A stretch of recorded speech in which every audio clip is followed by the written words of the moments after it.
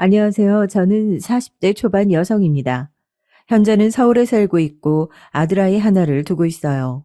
남편과는 27쯤 결혼했고 지금 15년쯤 같이 살고 있습니다. 저는 집안 형편이 그다지 좋지 않아서 고등학교도 제대로 나오지 못했거든요. 제 나이 또래에선 그런 분들이 잘 없긴 해요. 그래서 매사에 자신감이 좀 없는 편이었고 누군가가 저를 좋아해 줄 거라고 한 번도 생각해 본 적이 없었습니다. 그래서 저를 좋다고 하는 남편에게 마음이 갔고 별다른 고민 없이 결혼했어요. 지금 와서 돌이켜보면 저도 저 자신에게 자신감을 좀 느끼고 다른 인생을 살아보려 노력하고 도전이라는 걸 좀 했다면 조금 더 다른 인생을 살고 있었을지도 모르죠. 지금 남편과 결혼하지 않았을 수도 있고 말입니다. 남편과 결혼한 건 후회하지만 후회하지 않아요. 물론 남편은 좋은 사람이 아니고 저는 남편 때문에 고생을 많이 했지만 제 아들을 만났잖아요. 아들은 엄마를 너무 사랑하고 저도 아들을 너무 사랑하거든요. 세상에 이런 효자가 없을 만큼 엄마를 잘 따릅니다. 그러니 후회하지는 않아요. 하지만 그런데도 제 결혼 생활은 늘 고통의 연속이었습니다. 첫 번째는 남편 때문이었고 두 번째는 바로 시어머니 때문이었어요. 먼저 남편에 대해 이야기하자면 남편은 결혼하고 얼마 되지 않아 바로 태도가 바뀌었습니다. 그전에는 정말 다정하고 좋은 사람인 줄 알았는데 그렇지 않더라고요. 매일 술을 마시고 들어와 술주정해댔고 어느 날은 때리기도 했어요. 그리고 시도 때도 없이 일을 그만두고 집에서 노느라 생활비를 가져다 주지 않아서 제가 식당 일 같은 것들을 하며 생활비를 충당한 적도 많았습니다. 그런 주제에 가부장적이기까지 해서 말끝마다 여자가 여자는 하며 저를 통제하고 늘 위에 서려고 했어요. 그러다 결정적으로 사기를 당하는 바람에 우리 집까지 날려먹고 시어머니 댁으로 들어가야 했습니다. 아마 그때가 제 인생에서 가장 힘든 시기였던 것 같아요. 전 재산이었던 집을 날려먹고 저를 그렇게 싫어하고 탐탁치 않게 생각하며 남편보다 더 했으면 더 했지 덜하지 않은 시댁으로 진짜 시집살이 하러 들어가야 했으니 말입니다. 시어머니는 정말이지 저를 마음에 안 들어 하셨거든요. 그냥 평범한 집안에 평범한 학벌과 재력 뭐 하나 특출난 것 없는 남편이었지만 저 같은 사람에게 주기는 너무 아까우셨나 봐요. 어디서 저렇게 가진 것도 없고 못 배운 걸 데리고 와서는 정말 하나도 마음에 드는 게 있어야 청을 붙이든가 하지. 이런 식으로 늘 저를 무시하고 막말했죠. 그런 이야기를 수년째 듣다 보니 정말 내가 모자라고 가진 것 없고 아무것도 없는 사람인데 복을 받아서 이 집에 들어왔구나. 나는 나가면 정말 아무짝에 쓸모도 없고 세상에 필요 없는 사람이구나. 그런 생각을 하게 된단 말이죠. 제가 그랬습니다. 시어머니와 같이 살게 되면서 더 그렇게 생각했던 것 같아요. 늘 스스로가 너무너무 부족하다고 말이죠. 그래서 뭔가 부당한 대우를 받아도 찍소리 한번 못했습니다. 저는 그런 대접을 받아도 되는 사람이라고 자신도 그렇게 생각했거든요. 단 두 사람, 우리 아들과 시아버지만 빼고 말이죠.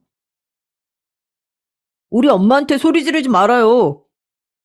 아들아이가 그렇게 한번 소리 지르면서 할머니 밉다, 싫다, 악마 같다, 울며 불며 난리를 쳤던 적이 있어요. 그때부터는 아들아이 앞에서는 과하게 그러시진 않긴 합니다. 본인도 손주에게 악마 같은 할머니가 되는 건 싫은가 보더라고요. 작작 좀 해요. 요즘 당신같이 유난인 시어머니가 또 어딨나? 시아버지는 평소 조용조용하고 시어머니에게 길을 잘 못 펴는 타입이셨는데 간혹 그렇게 저의 편을 들어주셨죠. 물론 그럴 때면 시어머니가 버럭 소리를 지르긴 했지만 말입니다. 당신은 좀 가만히 있어요. 시아버지가 사업이 망한 이후로 시어머니에게 매일 구박받으며 사셔서 정말 길을 못 펴셨거든요. 그래서 그렇게 소리를 지르면 더 이상 말씀을 못하긴 하셨어요. 저는 그런 시아버지가 늘 안타까웠고 말입니다. 시어머니 집에 들어오고 나서는 정말 하루도 편할 날이 없었습니다. 단 하루라도 조용히 넘어가는 날이 없었어요. 몇 가지 일화를 알려드릴게요. 하루는 제가 음식의 간을 제대로 못 맞춘 날이었어요. 평소 시어머니 성격을 아는지라 다시 할까 생각도 해봤지만 이미 저녁 시간이 조금 지난 시간이었기 때문에 그냥 상을 내갔습니다. 이걸 지금 먹으라고 내온 거야? 그렇게 소리를 지르고 상을 엎으셨어요. 그리고 보란 듯 남편을 데리고 와서 외식을 하고 들어오셨습니다. 저는 집에서 엎질러진 상을 치우고 있는 반찬으로 밥을 억지로 먹었어요. 울면서 말이죠. 보나마나 이것들을 다 버리라고 할 텐데 아깝잖아요. 또 어느 날은 빨래를 잘못해서 옷이 줄었는데 그 옷을 그대로 제 얼굴로 집어던지셨죠. 물에 젖은 옷이 아프게 얼굴에 맞아 멍이 든 적도 있었습니다. 제가 남편에게 뭔가 하기 싫다거나 남편이 요구하는 것들에 안 하겠다는 식으로 이야기해도 바로 손이 뒤통수로 날아왔어요. 자기 마음에 들지 않으면 시도 때도 없이 저에게 폭력을 써댔죠. 저는 그게 당연한 줄 알고 살아왔습니다. 내가 부족하니까, 내가 모자라니까요. 사실 그게 반복되는 생활을 해오다 보니 그런 것들이 당연한 게 절대 아닌데 어느새 세뇌당한 사람처럼 나는 그런 취급을 받아도 되는 사람이라고 생각하게 된 것 같아요. 처음으로 원래 이게 아닌데 라고 생각했던 건 마트에서 장을 볼 때의 일이었습니다. 모녀 사이로 보이는 여자 두 분이 다정한 모습으로 장을 보고 있길래 엄마 생각이 났어요. 저희 엄마는 제가 성인이 되고 얼마 되지 않아 돌아가셨거든요. 그런데 모녀 사이가 아니더라고요. 그들의 대화를 듣고 말았습니다. 아유, 너 먹고 싶은 거 만들어 주겠다니까 뭘 그렇게 고집을 부려. 오늘은 제가 음식 해드리고 싶어서 그런 거니까요. 늘 어머님이 해주시잖아요. 물론 어머님이 해주시는 것만큼 맛은 없겠지만 그래도 며느리가 해주는 밥 한번 드셔보세요. 아유, 남의 집 귀한 딸 손에 물 묻히자고 우리 집에 데려온 거 아니라니까. 그러네. 그냥 내가 해주는 거 드세요, 며느님. 아니에요. 제가 해드릴게요, 어머니.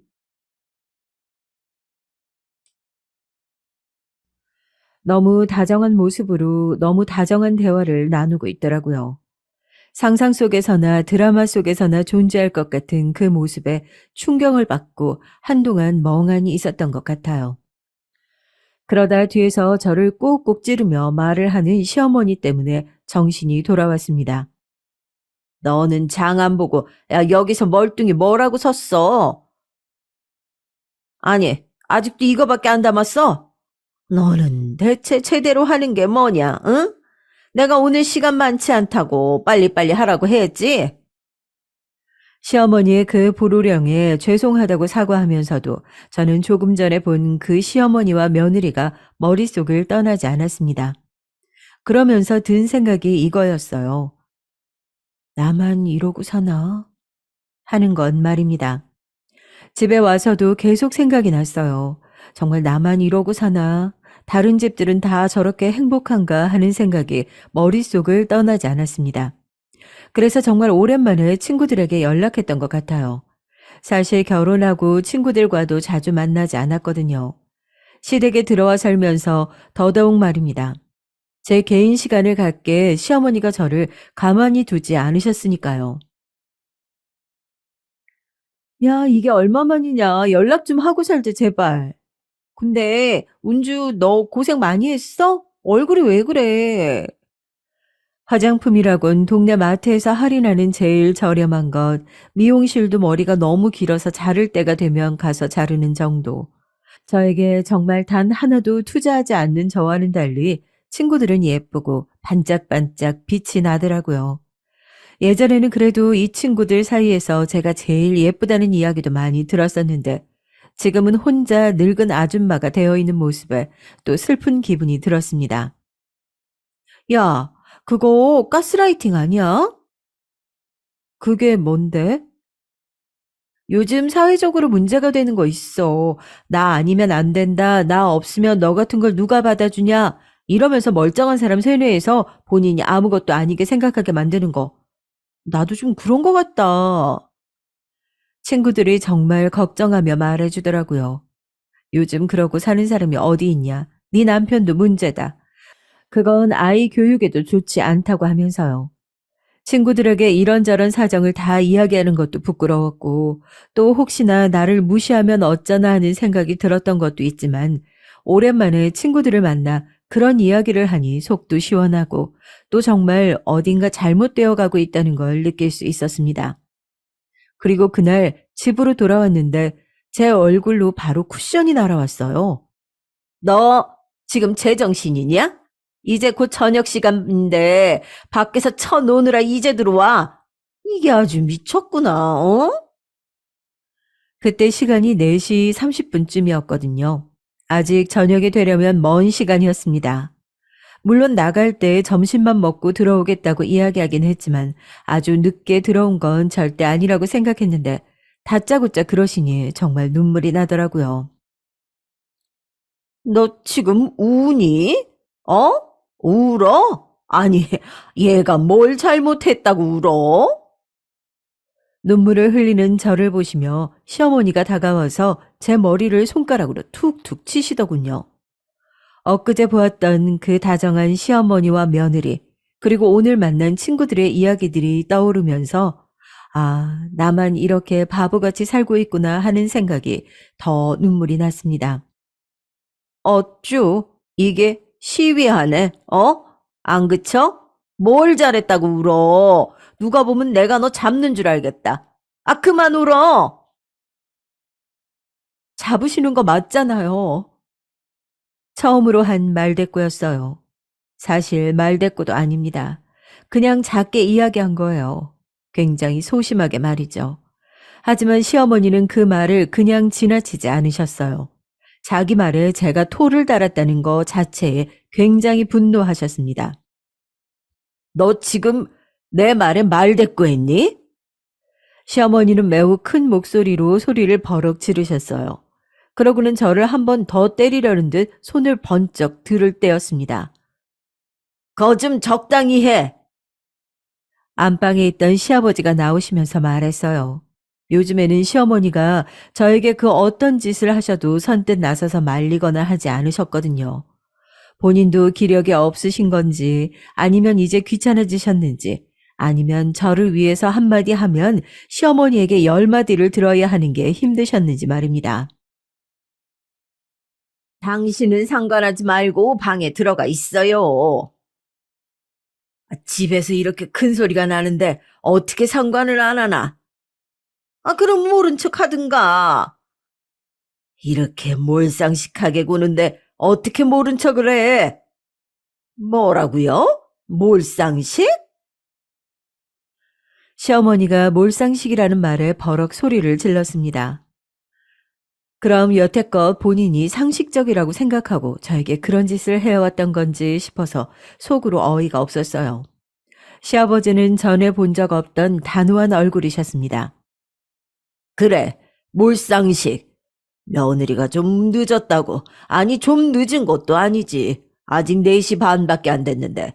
몇 년 만에 처음으로 친구들 좀 만나러 갔다 온 애한테. 들어오자마자 얼굴에 물건을 집어던지고 또 그 한마디를 못 참아서 때리려고 손을 들어? 이게 몰상식한 게 아니면 뭐야? 동네 사람들 붙잡고 물어봐. 그리고 당신이 그렇게 매일 보는 그 막장 드라마 시어머니들도 당신보다는 나아. 시아버지의 그 말에 시어머니는 잠시 당황한 듯 보였어요.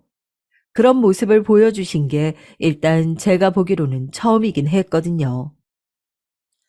당장 그 손 못 내려? 어디 사람을 때리려 들어? 시어머니는 시아버지의 그 말에 기가 눌렸는지 일단 손을 내리더군요. 그리고는 뭐라 중얼중얼거리며 안방으로 들어갔습니다. 그런 저에게 시아버지가 다가왔어요. 내가 잘 말해보마. 너도 언제까지 이러고 살 수는 없잖니. 감사합니다. 감사합니다, 아버님. 정말 눈물이 나게 감사하더라고요. 제 편이 있다는 생각이 들었습니다. 요즘은 남편조차 제가 시어머니에게 이런 취급을 받는 걸 모른 척 해왔거든요. 그날 이후 시어머니는 시아버지 앞에서 조금 조심하는 듯 했어요. 그렇다고 저에게 구박하지 않거나 덜 괴롭히는 건 아니었습니다. 시아버지가 없을 때는 여전했으니까 말입니다. 그래도 사람 마음이라는 게 내 편이 있다는 생각이 드니 조금 든든해지고 그전보다 견딜만 해지고 그렇더라고요. 그래서 그 전보단 훨씬 나은 기분이었던 것 같아요. 그리고 그날 친구들을 보며 든 생각이 한 가지 더 있었습니다. 제가 저를 위해서 너무 돈을 안 쓰고 살았다는 건 말입니다. 물론 남편 월급은 남편 본인이 관리하고 다달이 저에게 생활비를 주고 있었기 때문에 돈을 모으거나 저를 위해서 쓸 수는 없었어요. 그래서 작게 아르바이트라도 하기 위해 이곳저곳을 알아봤습니다. 집을 비우는 건 시어머니와 아들 때문에 안 됐고 과도하게 시간이 많이 드는 일도 무리였어요. 그래서 열심히 고민해 본 결과 저는 원래 어렸을 때부터 손재주가 참 좋았거든요. 그래서 뭐든 만드는 걸 참 잘했어요.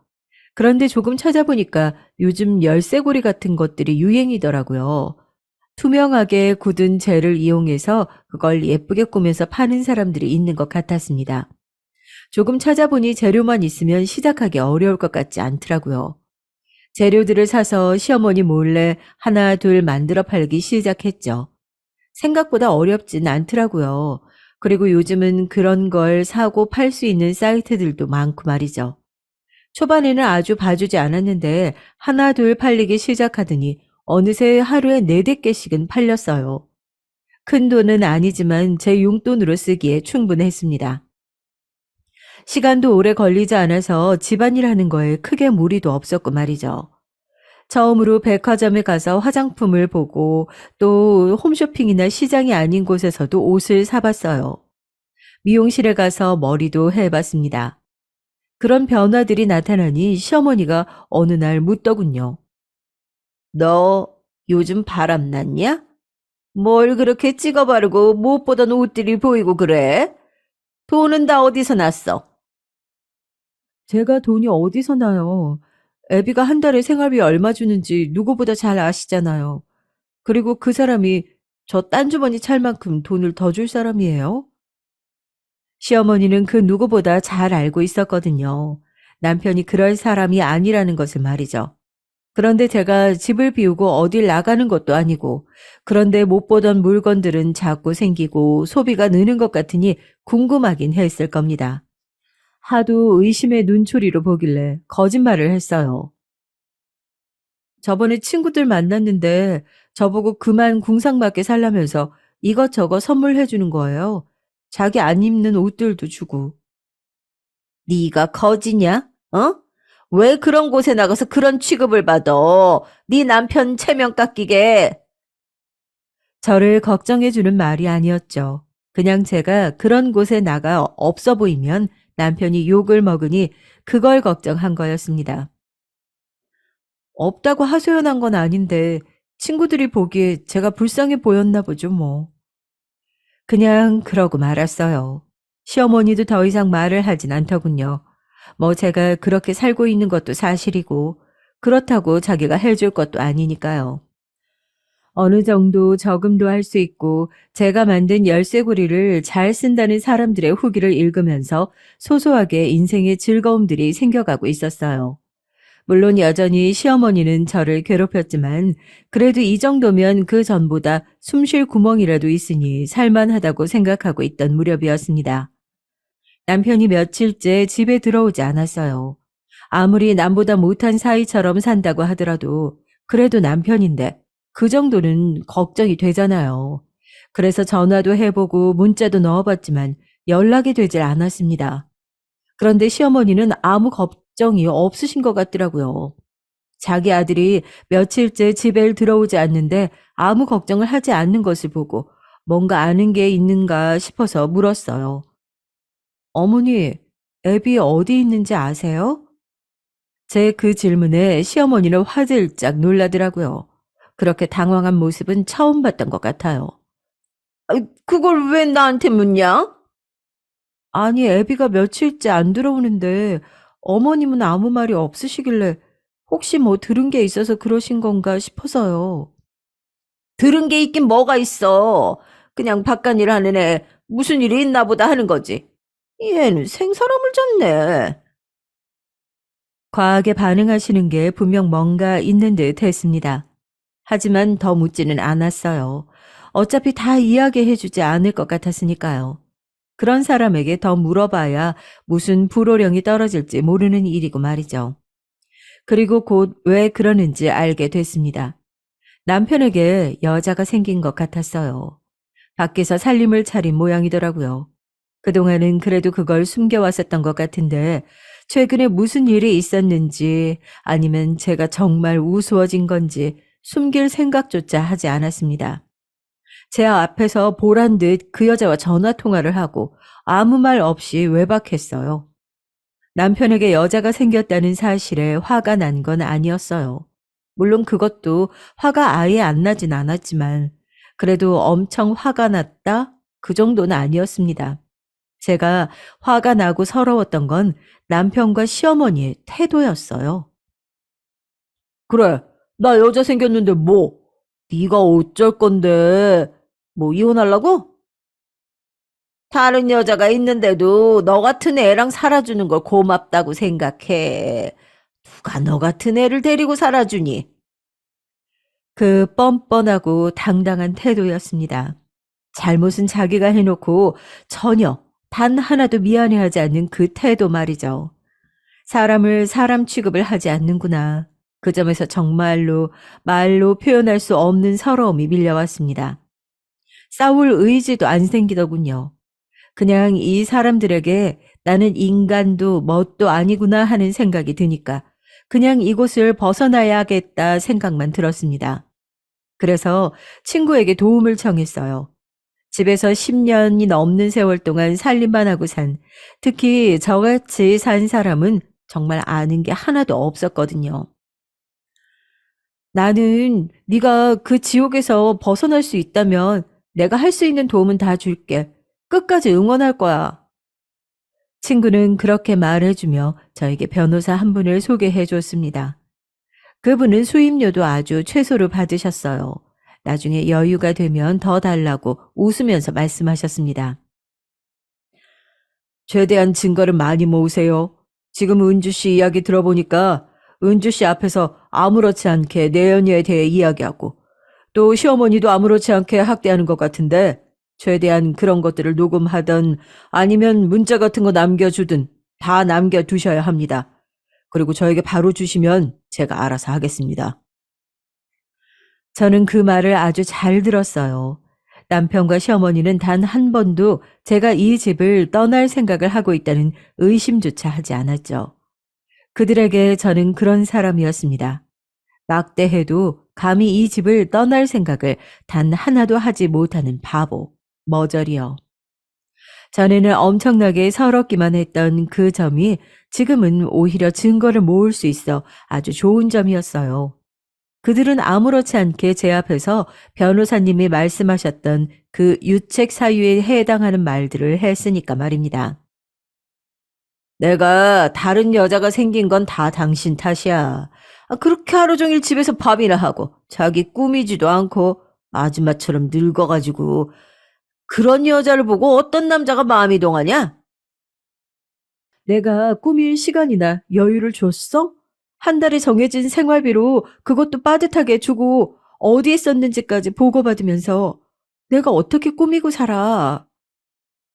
야, 남들은 그래도 다 아껴가면서 잘만 살더라.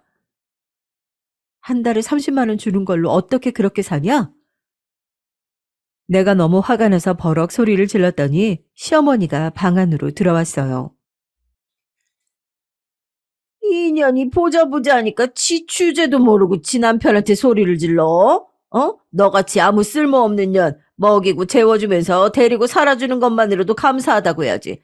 어디서 남편한테 말댔고요? 어? 제가 그냥 사는 거 아니잖아요. 저도 집안일 하고 애 키우고 다 하잖아요. 시어머니의 손이 제 볼로 날아들었습니다. 짝 하는 아주 큰 소리가 울려 퍼졌어요. 인연이 또 맞을 짓만 하지, 어? 어디서 말댔고야? 운동을 하러 갔던 시아버지가 집으로 들어오기 전까지 시어머니의 막말과 폭력은 계속됐습니다. 그리고 그 모든 대화의 내용은 고스란히 녹음이 됐어요. 이 정도면 충분하겠네요. 아니, 충분하고도 남음이 있어요. 그리고 그동안 생활비는 계좌로 받으셨죠? 그 내역도 저한테 주세요. 본격적으로 이혼 소송 준비에 들어갔습니다. 그간 모아온 자료들을 세세하게 검토한 변호사분은 제가 남편에게뿐만 아니라 시어머니에게도 정신적, 신체적 피해 보상금을 받을 수 있을 것 같다고 하시더군요. 그리고 저는 서울 변두리에 작은 방 한 칸을 얻었어요. 월세로 말입니다. 그리고 아들에게는 미리 말했습니다.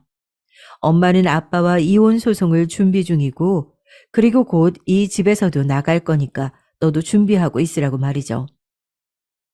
난 무조건 엄마 따라갈 거야. 그리고 무조건 엄마 편이야. 아들의 그 말에 힘이 났습니다. 최대한 아들이 모르게 하려고 해왔다고 하지만 어떻게 모를 수가 있었겠어요.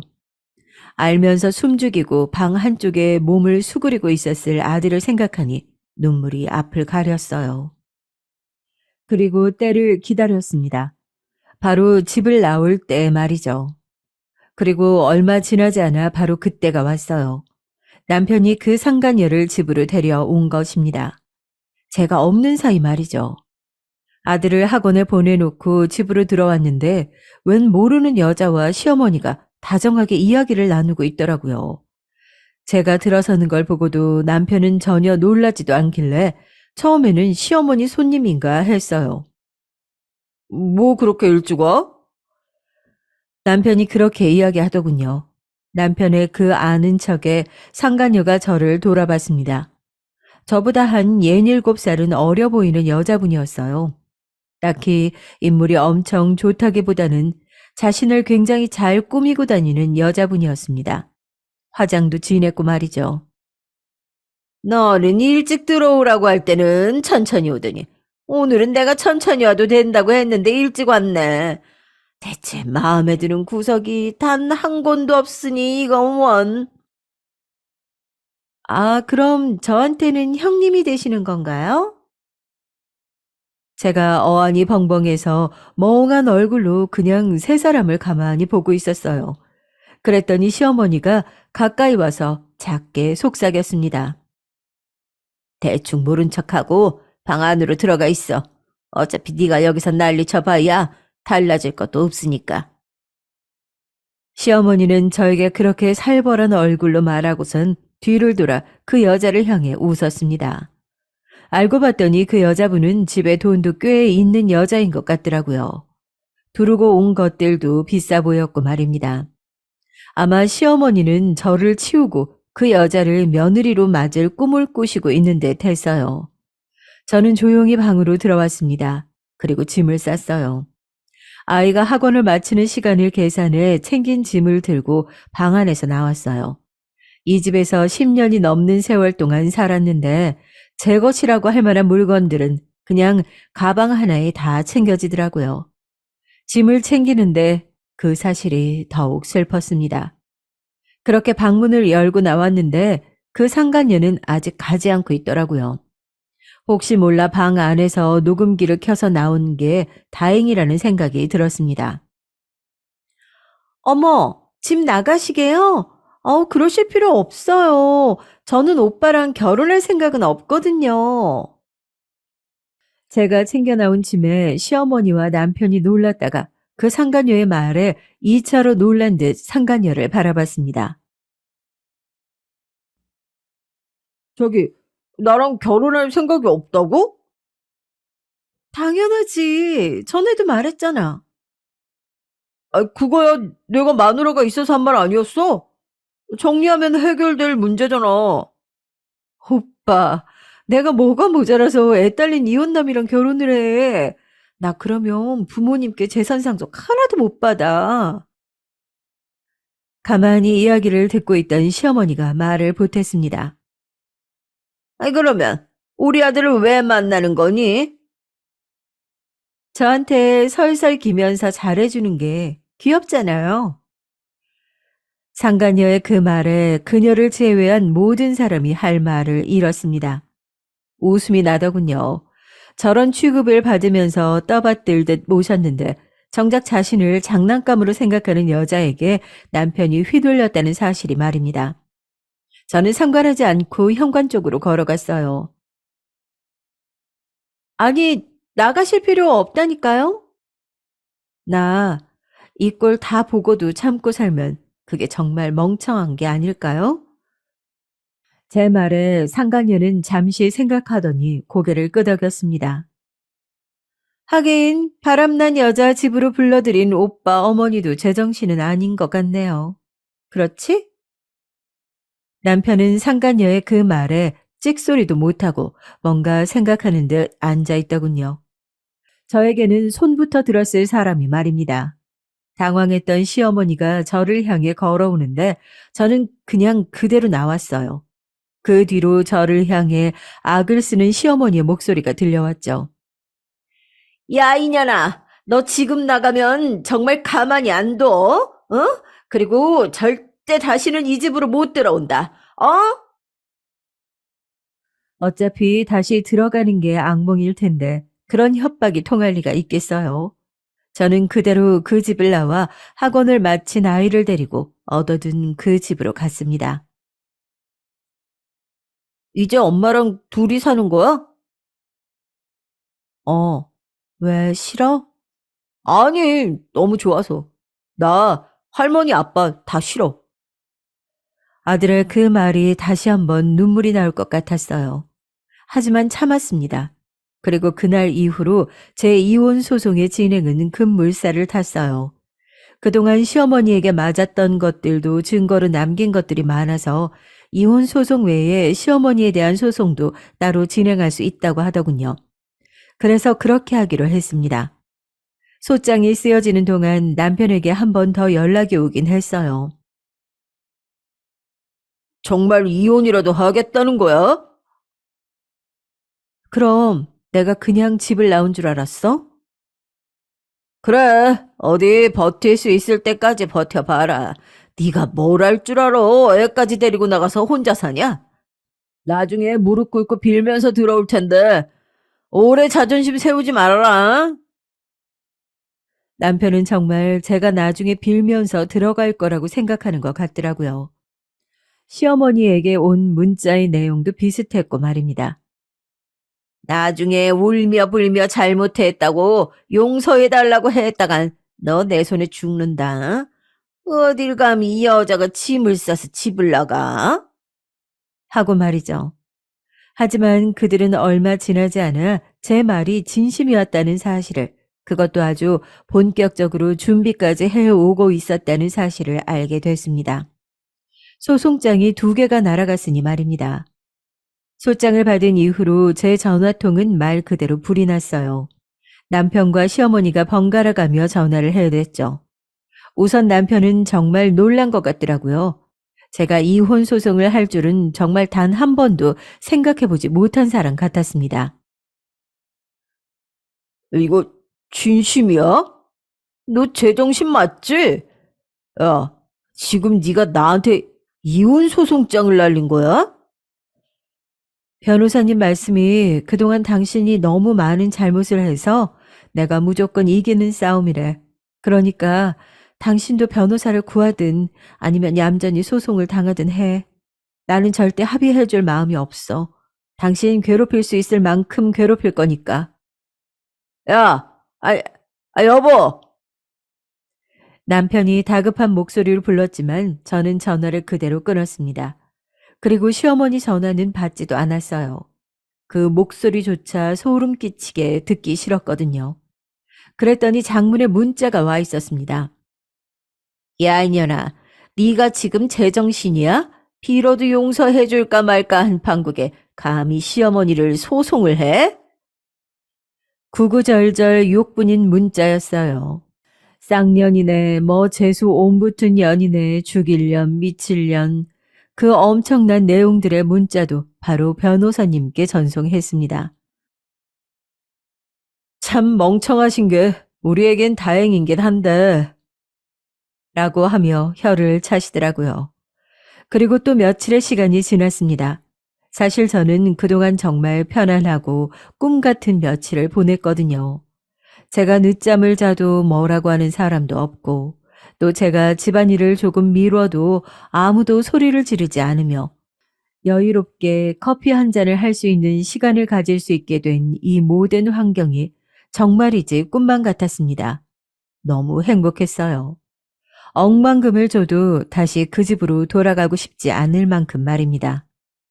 그리고 열쇠고리 주문도 더 받기 시작했습니다. 이제는 일을 조금 더 본격적으로 할 수 있게 됐으니까 말이죠. 그래서 변호사님의 도움을 받아 사업자 등록증도 냈어요. 그리고 본격적으로 만들어 팔기 시작했습니다. 며칠 지나지 않았지만 그 전보다 확실히 주문이 많이 들어오더군요.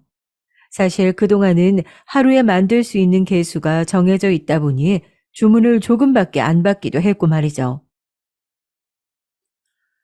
나도 이거 달고 다니니까 주위에서 다 어디서 샀는지 물어보더라? 너무 예쁘다고. 내가 인스타그램 하는데 거기에 팔로워가 좀 있거든? 거기에 사진 찍어서 올렸어. 내 친구가 만든 건데 실물 너무 예쁘다고 그랬더니 연락 엄청 왔어. 어디서 살 수 있냐고. 세상은 아직 살만하고 따뜻하다고 느꼈어요. 저를 위해 이렇게 도움을 주고 제가 그 집을 탈출한 걸 진심으로 축하하고 응원해주는 친구들을 보면서 그런 생각을 했습니다. 내가 너무 늦었구나 하고 말이죠. 늦긴 뭐가 늦어. 이제 시작해도 우리는 한창 나이야. 그 말을 들으니 눈물이 날 것 같더라고요.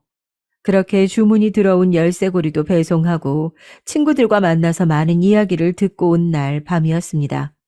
시어머니에게서 전화가 왔어요. 그동안은 뭘 알아보고 다닌 건지 아니면 다른 생각이 있는 건지 한동안 연락이 오지 않았거든요. 그런데 밤늦게 전화가 오니 왜인지 모르게 받아야겠다는 생각이 들긴 하더라고요. 그래서 받았습니다. 웬일로 시어머니는 어딘가 상냥한 목소리였어요. 받자마자 소리를 지를 거로 생각했는데 말이죠.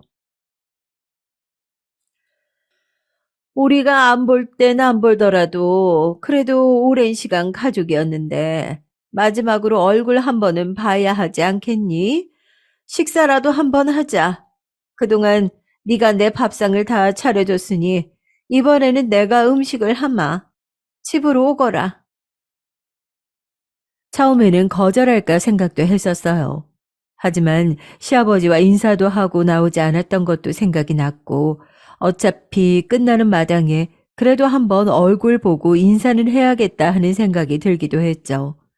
게다가 시어머니가 저렇게까지 제발 밥이라도 한번 먹어달라는데 그것까지 거절하긴 조금 그렇긴 하더라고요. 그래서 알겠다고 했습니다. 애는 데려오지 말거라. 왜요? 어른끼리 하는 말 애가 들어서 좋을 게 뭐 없잖니. 웬일로 맞는 말씀을 하시나 싶었지만 그게 맞는 말이긴 하니 알겠다고 했습니다. 아무리 아이가 이 현실을 받아들이고 있다고 해도 그걸 직접 보는 것과는 또 차이가 있으니까 말입니다. 그리고 시어머니가 지금은 저렇게 나오지만 또 본인이 화가 나면 무슨 말을 어떻게 하실지 모르는 분이니 저도 그게 낫다고 생각했고 말입니다. 그렇게 함께 밥을 먹기로 한 날이 밝았어요. 사실 이상한 점이 없는 건 아니었습니다. 남편은 아예 모르고 있다는 점이 우선 그랬어요. 제가 내일 밥 먹는 자리에 남편도 나오냐고 물었고 남편은 생전 처음으로 듣는 이야기라며 영문을 몰라 하더라고요. 그래서 정말 마지막으로 저에게 밥을 차려주려고 그러시나 하는 생각을 안 한 건 아닙니다. 그러실 분이 절대 아닌데 하는 생각이 물론 더 컸지만요. 이제는 남이 될 사람이다 보니 그 집에 가는 것도 손님의 마음으로 가게 되더라고요. 그래서 빈손으로 가기 뭐해서 과일과 음료수를 사서 들고 집으로 갔습니다. 기분이 이상하네. 말 그대로 기분이 이상했어요. 10년이 넘는 세월 동안 살았고 얼마 전까지 우리 집이었는데 지금은 정말 남의 집 같은 기분이 들더라고요. 게다가 보기만 해도 어딘가 숨이 턱 하고 막히는 기분이 들더라고요. 새삼 내가 그 안에서 아주 불쌍했다고 하는 생각이 들어 어딘가 씁쓸해졌습니다. 하지만 이게 마지막이라고 생각하니 그 기분도 오래가지 않았어요. 손님처럼 배를 눌렀습니다. 그러니 시어머니가 안에서 나오시더군요. 왜 손님처럼 배를 누르고 그러냐? 시어머니가 그렇게 이야기하더라고요. 그냥 아무 말 없이 집 안으로 들어가며 생각했습니다. 이제는 이 집 가족이 아니라 손님인걸요 하고 말하면서 말이죠. 그렇게 집 안으로 들어가니 맛있는 냄새가 진동했습니다. 그리고 상을 봤는데 굉장히 많은 것들을 차려놓으셨더라고요. 저는 이 집에 시집 와서 그런 상은 처음 받아봤어요. 아니, 시어머니가 저를 위해서 음식을 한 것 그 자체가 처음이긴 했죠. 이걸 다 혼자 하셨어요?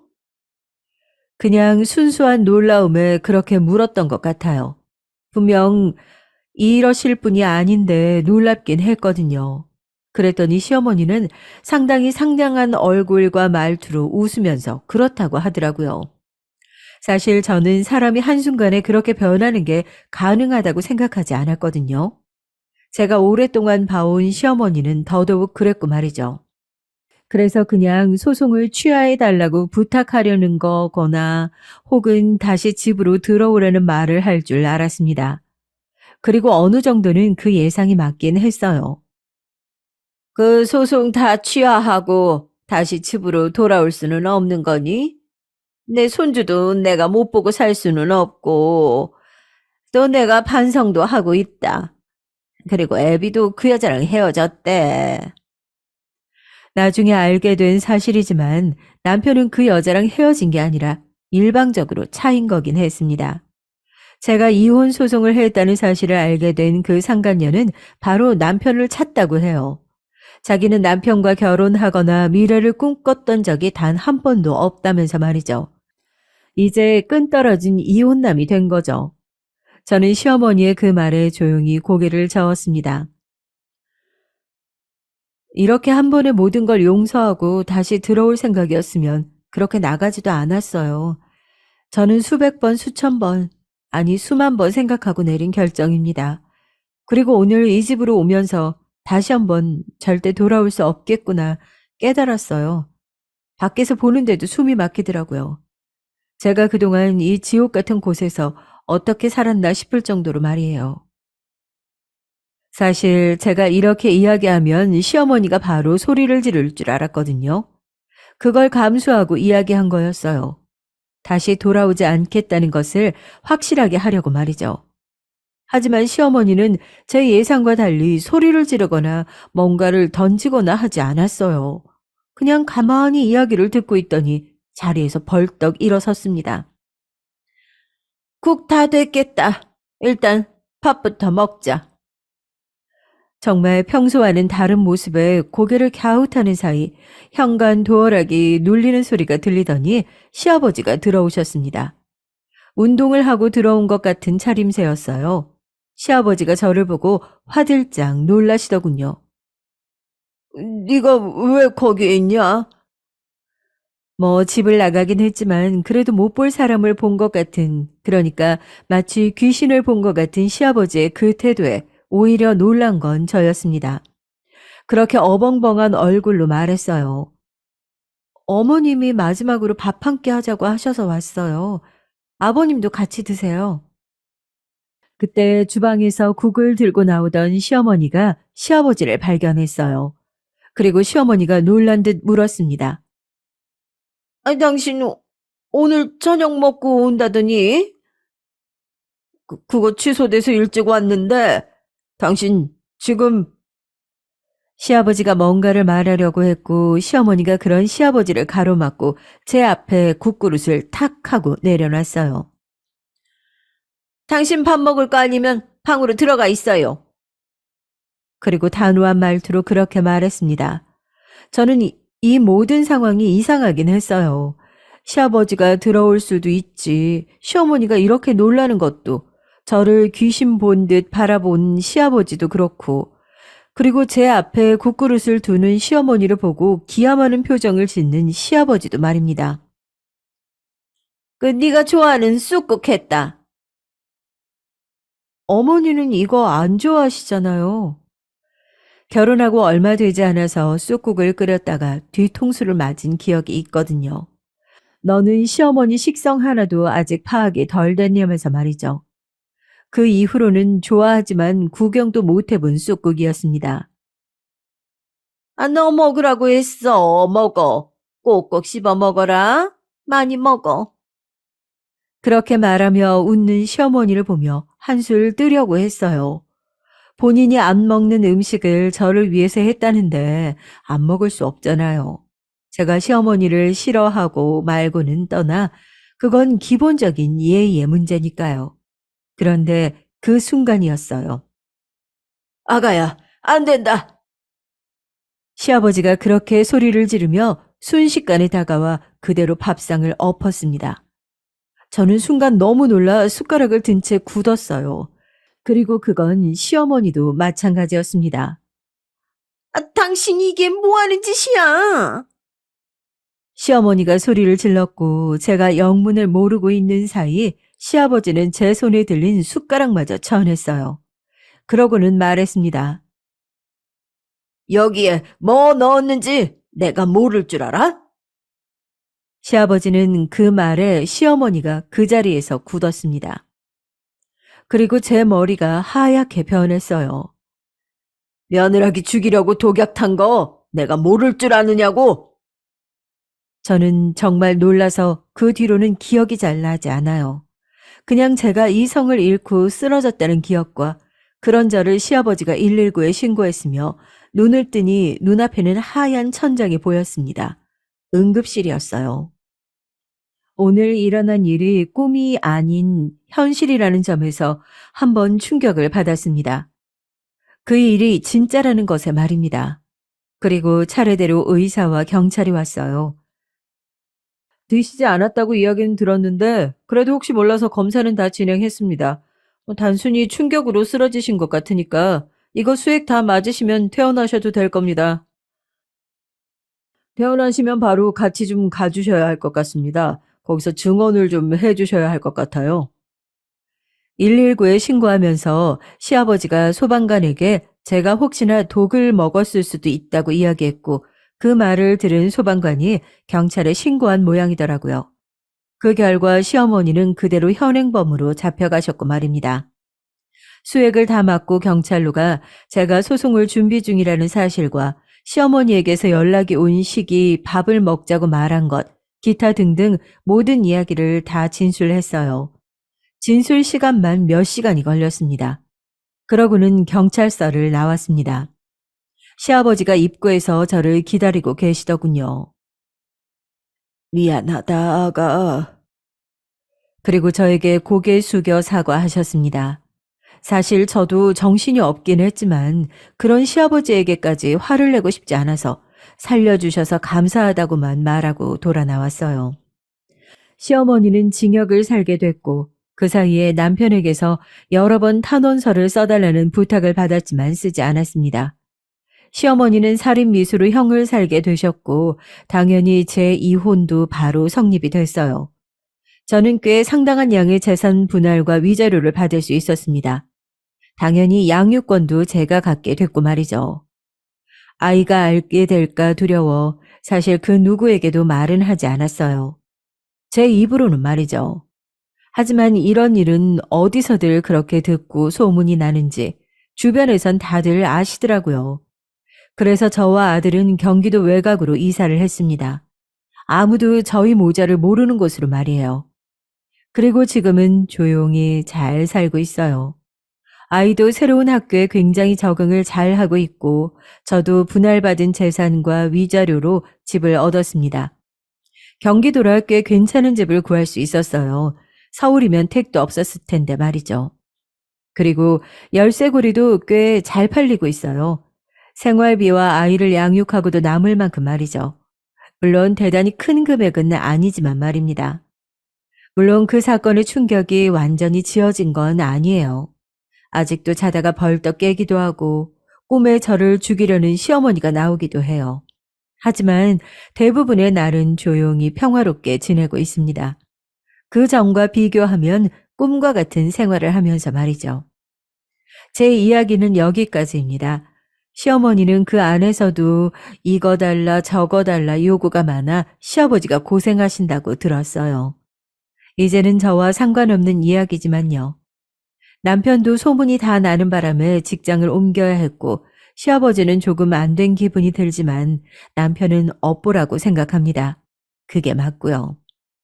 이제 정말 이야기를 마쳐야겠네요. 어떻게 들으셨는지 모르겠어요. 정말 막장보다 더 막장 드라마 같은 이야기죠? 이런 일이 현실에도 있더라고요. 긴 이야기 들어주셔서 감사합니다. 감기 조심하세요. 정말 이렇게 살다가는 화병에 저도 오래 못 버틸 것 같은 마음에 누구라도 붙잡고 하소연이라도 해보려고 사연을 보냈어요. 요즘 왜 이리 나이 들면 들수록 주변에 말도 못하고 혼자 감내해야 할 일이 많은 걸까요? 제가 겪은 힘듦보다 저 사실이 더 저를 괴롭게 하는 것 같아요. 저는 인천에 살고 있는 40대 주부예요. 맨날 입버릇처럼 살기 힘들다, 고민이 많다는 사람들 말 듣는 게 싫어서 피해 다니는 편이었는데 제가 그런 모양새가 되니까 좀 이해가 가요. 나도 살기 바쁜데 왜 저렇게들 말하고 다니고 공감받길 원하나 했었거든요. 근데 저도 이제 주변 친구나 엄마들한테 그럭저럭 하소연을 하게 되더군요. 다름 아닌 우리 남편과 시댁, 진짜 그놈의 미친 시댁 때문에 못 견디겠거든요. 제가 좀 짧게 줄여서 말을 해보자면 우리 시댁은 그렇게 넉넉하지도 않은데 허영만 가득한 집이에요. 그래서 뭐든 명품으로 사야 되고 뭘 부르던 간에 돈을 크게 부르시는 분들이거든요. 그나마 좀 나은 게 있다면 저한테 직접적으로 어머님, 아버님이 뭘 요구하시는 건 없다는 거예요. 특히 어머님은 그나마 좀 깨어있으신 분이셨어요. 적어도 고부 갈등 쪽으로는 말이에요. 나는 우리 며느리한테 바라는 게 없어. 이 정도면 잘하겠지 뭐. 솔직히 우리 성준이 말고 이렇게 나머지 녀석들이 시집장가들 안 갈지 몰랐지. 그러니 한 녀석만이라도 간 게 어디냐? 나이 먹어서 이렇게 자식들 옹기종기 데리고 사는 거 진짜 사람들한테 흉이고 창피야. 아유, 왜 이렇게들 안 나가는지 모르겠다. 이렇게 말씀을 해주시는 건 감사하긴 한데 왜 어머님이 멀쩡한 것 같으면 나머지 주변 사람들이 저를 가만히 못 놔둬서들 안달인 걸까요? 시댁은 그다지 넓지도 않은 30평대의 집에 아버님과 어머님 그리고 아주버님, 시누이 이렇게 5식구가 살고 있었어요. 심지어 막내 시누는 30대가 넘었고 아주버님은 40대 중반이시거든요. 나이가 들 만큼 들어있는 자식들과 계속 살고 계시는 거예요. 시부모님은 6, 70대이시고요. 그 사이에 껴있는 우리 남편은 대체 어디서 그런 몹쓸 효자병에 걸렸는지 모르겠더라고요. 우리 엄마 아빠 고생 진짜 많이 하셨어. 내가 제대로 책임져 드려야지. 그리고 형이랑 동생들도 아무도 결혼을 안 하고 있잖아. 우리 미선이가 제대로 손녀 역할을 해야 해. 그러면서 어찌나 호들갑을 떨어대던지 우리 애 태어났을 때부터 돌잔치하며 하나하나 아주버님과 시누이들이 얼마나 하나하나 간섭을 해댔는지 몰라요. 그걸 또 남편은 보고 있더라고요.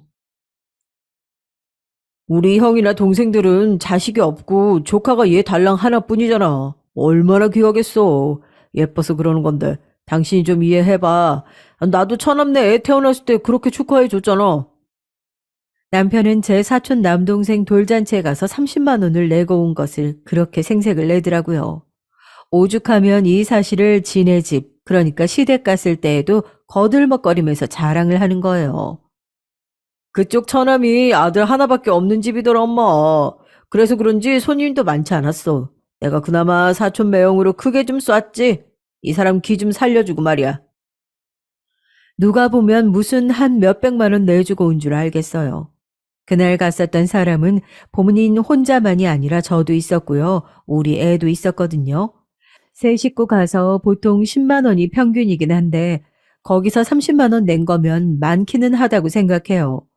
그런데도 그걸 그렇게 몇 달 내내 생각날 때마다 계속 곱씹을 정도로 그리 대단한 금액인지는 잘 모르겠더라고요. 그러면서 또 어머님은 마냥 듣고 계시면서 본인 아들 칭찬을 하시는데 제가 뭐 불쾌할 만한 건 없었지만 어쨌든 이런 흐름이 싫었어요. 네가 제대로 그 집 사위 노릇하고 왔네. 그래, 그렇게 해야 어른들한테 칭찬받고 가정을 편하게 하는 거다. 누구든 그런 역할을 해야지, 그럼. 어딜 봐도 맞는 말이고 제 기분을 거슬리게 할 것이 없는데 남편이 으스대며 엄마한테 앵앵거리는 꼴이 보기 싫었나 봐요. 그런 얘기를 하면 또 아주버님은 옆에서 은근히 꼬집어대면서 자기 동생에 대한 열등감을 이상하게 표현하더라고요. 뭘 30만 원씩이나 해? 직계가족도 아니고 사촌이라며. 그럼 그냥 가서 밥 먹고 축하해주고 먹은 만큼 내면 되는 거지. 너는 사업한다는 녀석이 그렇게 돈 쓸 때 못 쓸 때 구분을 안 하고 해프냐?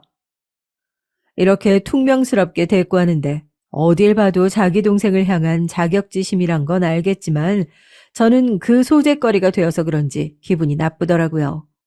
그래도 일단은 그냥 넘기겠다고 마음먹었고 제발 남편이 그런 얘기 좀 그만했으면 좋겠는 거예요. 이제 반대로 우리 집 이야기를 해보자면 저희 집은 아빠가 일평생 자그마한 세탁소를 하셨고 엄마도 엄청 검소하신 편이에요. 어떤 때에는 진짜 왜 이렇게까지 해야 할까 싶을 정도로 절약을 하셔서 가끔 남편 보기 창피할 때도 있었답니다. 남편한테 반찬 하나 갖다 주면서도 이런저런 설명을 하는데 저도 민망스럽고 남편도 약간 짜증스러워 보여서 옴짝달싹을 못했어요. 이보게 박서방, 이거 내가 다 산에서 하나하나 뜯어가지고 나물이야. 이거 껍질 벗겨가지고 먹을 만한 게 만드느라 얼마나 고생했는지 몰라. 이거 봐봐. 벌써 손끝이 다 벗겨지고 그냥 새까매졌잖아. 하여간 셋이서 맛있게들 잘 먹어봐. 엄마가 이렇게 힘들게 나물을 무쳐왔는데 남편은 영 시큰둥한 표정으로 봤더라고요. 그래도 신혼 초 때까지만 해도 감사하다는 표현을 하기는 했어요. 하지만 시간이 점점 지날수록 약간 빈정거리는 투로 말을 하더라고요. 이때도 전 제가 예민하게 잘못 들은 줄 알았어요. 저 장모님, 이제 이런 거 그냥 저희가 알아서 먹어도 될 것 같은데 맨날 고생하시잖아요. 이거 갖고 오신다고 힘들게 왔다 갔다 하시고 장모님이 힘드실 것 같으니까 안 주셔도 돼요. 딱 들을 때 말이야 되게 우리 엄마를 생각하는 것 같지만 표정은 되게 귀찮다는 듯 느껴졌거든요. 엄마는 이런 속내를 들여다보며 불쾌해하는 제 속도 모르고 그냥 허허 웃으면서 말하는 거예요. 아이고, 이런 게 다 내 기쁨이지. 뭐 반찬 하나 만들어 놓나 먹으면서 자식 얼굴 보는 게 제일 좋은 거 아니겠어? 내가 걱정할 거 하나도 없어. 그 신경 안 써도 되네. 아이고. 역시 제 예상이 맞았던 건지 엄마의 이런 말에 남편은 미간을 슬쩍 찌푸리더니 입술이 삐뚤어지더군요. 우리 엄마가 단순히 왔다 갔다 하는 걸로 그치는 것이 아니고 점심 식사 때쯤 맞출 때에는 저희랑 같이 식사하러 가실 때가 종종 있거든요. 그래봤자 한 달에 두어 번 정도요. 근데 이것도 약간 귀찮은 듯 대하더니 어느 시점부터는 아예 대놓고 자리를 피하더군요. 장모님, 제가 회사에 볼 일이 있어서 들어가 봐야 될 것 같아요. 이 사람이랑 미선이랑 셋이 맛있는 거 드시고 또 뵙겠습니다. 이러면서 쓱 사라지는 거예요. 이렇게 남편이 향한 회사에는 얼마 많지 않은 직원들이 저희 어머님, 아버님이 가끔 번갈아 가면서 나오시고요. 거기다가 시누이들이 번갈아 가면서 장난하는 마냥 출근하는 곳이었습니다. 제가 이렇게 표현하는 것은 진짜 정말 어쩔 수 없이 그들을 고용하긴 했지만 왜 그 돈을 줘야 되는 건지 이해가 안 가서요. 저도 몇 번 남편에게 따진 적이 있어요. 왜 아가씨들은 다른 곳 안 가고 당신네 회사에서 일하는 거야? 제대로 하지도 않잖아. 솔직히 아무리 파트타임이라고 하지만 돈 너무 많이 주는 거 아니야? 우리가 그만한 여유가 있어? 제가 너무 정곡을 때리는 말을 했는지 남편은 부인도 못하면서 또 기분은 나빴는지 인상을 쓰면서 답하는 거예요. 걔네가 왜 하는 일이 없어? 문서나 회계 같은 일들을 할 게 얼마나 많은데. 내가 당신한테 부탁했더니 당신은 못하겠다며. 안 한다고 할 땐 언제고? 엄한 걔네들한테 짜증이야. 그리고 일하는지 안 하는지 당신이 봤어? 아, 봤냐고. 이러면서 무조건 자기 동생들을 감싸고 도는 거예요. 그렇게 나오는 동생들 솔직히 일주일에 한두어 번 나오는지나 모르겠어요. 그런데 그렇게 나와서들 몇 시간 얼마 컴퓨터 두드리지도 않고 가거든요. 그래 놓고 한 달에 월 70만 원씩 주는 거예요. 저한테 말한 금액은 그게 맞는데 또 모르는 얘기잖아요. 얼마나 뒤에서 몰래 주고 있을지. 남편은 제 딴에 찔렸는지 저한테 마구 성질을 내더군요. 아, 당신 할 일이 그렇게 없어? 아, 왜 얘네 왔다 갔다 하는 뒷공무니만 보고 있는 거야? 이런 식이니까 대화가 안 되는 거예요. 그렇게 저한테 불평을 와악 하고 터뜨려 놓고선 끝에 가서 이상하게 모든 책임을 저한테 지우더군요. 대체 왜 맨날 이런 걸로 싸워야 되는지 모르겠다. 아, 당신은 이상하다고 생각 안 해? 왜 이런 얘기가 싸움으로 가냐? 내가 내 동생들 필요해서 채용해서 쓴다는데 그걸 그렇게 쫓아다니면서 감시하는 거야? 아, 이제 이런 것도 허락받아야 돼? 그러니 저는 늘 대화의 끝에는 신경이 곤두서 있고 결혼한 연차가 좀 지나다 보니 이제는 남편이 하는 말에 잘 대꾸를 안 하게 됐답니다. 그런데 제가 본격적으로 신경이 곤두선 것은 남편네 동창 모임에 갔을 때예요. 그때 남편의 옛날 대학 동기들 모임인데 하필 부부 동반이었거든요. 저는 가고 싶지 않았지만 남편이 하도 가자고 해서 간 거예요. 나 빼고 다들 자기 배우자들 데리고 나오는데 아, 내가 명이 안 서잖아. 당신은 대학 안 나와서 명 같은 거 챙길 일이 없을지 몰라도 아, 이쪽은 그런 게 좀 강해. 그러니까 이럴 땐 좀 같이 나와서 발 맞춰야지. 진짜 어이가 없어서 제가 뭐 대학을 다니기 싫어서 안 나왔나요? 집안 형편이 좋지 않았고 그때에는 정말 집에서 손 벌리는 게 힘들 때였어요. 나름 저한테는 아픈 과거이고 결혼하기 전 시댁에서 제 대학 졸업 여부를 갖고 물을 때 되게 고민하면서 했던 말이거든요. 그땐 걱정하며 들어주는 척 하더니 시간이 지나 이런 식으로 말하는 걸 보니까 부하가 치밀더군요. 당신은 나를 구슬려서 데려가려고 해도 모자랄 판에 지금 말을 그따위로 해야겠어? 지금 나 무시하는 거야? 아유, 됐어. 시끄럽고 옷이나 좀 잘 차려입고 와. 늦으면 안 돼. 이러면서 이날 장소까지 제가 알아서 대중교통으로 가게 하더군요. 자기는 회사에서 편히 차로 이동해놓고 말이에요. 그날 어떤 고급스러운 레스토랑을 하나 빌려가지고 모이긴 했는데 동기 모임이라 해놓고 그렇게들 많이 오지도 않았더라고요. 한 67쌍의 부부들이 오기는 했는데 그날 다들 어색하게 인사를 하고 앉기는 했어요. 근데 남편이 이날따라 뭘 그렇게 큰 소리를 치는지 자기가 회사를 운영하고 가족들도 같이 도와주고 있고 집을 먹여 살리고 있다는 걸 엄청 크게 어필하는 거예요. 듣기 짜증나서 그냥 물만 마셔대고 있는 저에게 남편은 이때 또 뭘 그리 인정받고 싶었는지 저를 제물로 삼더군요.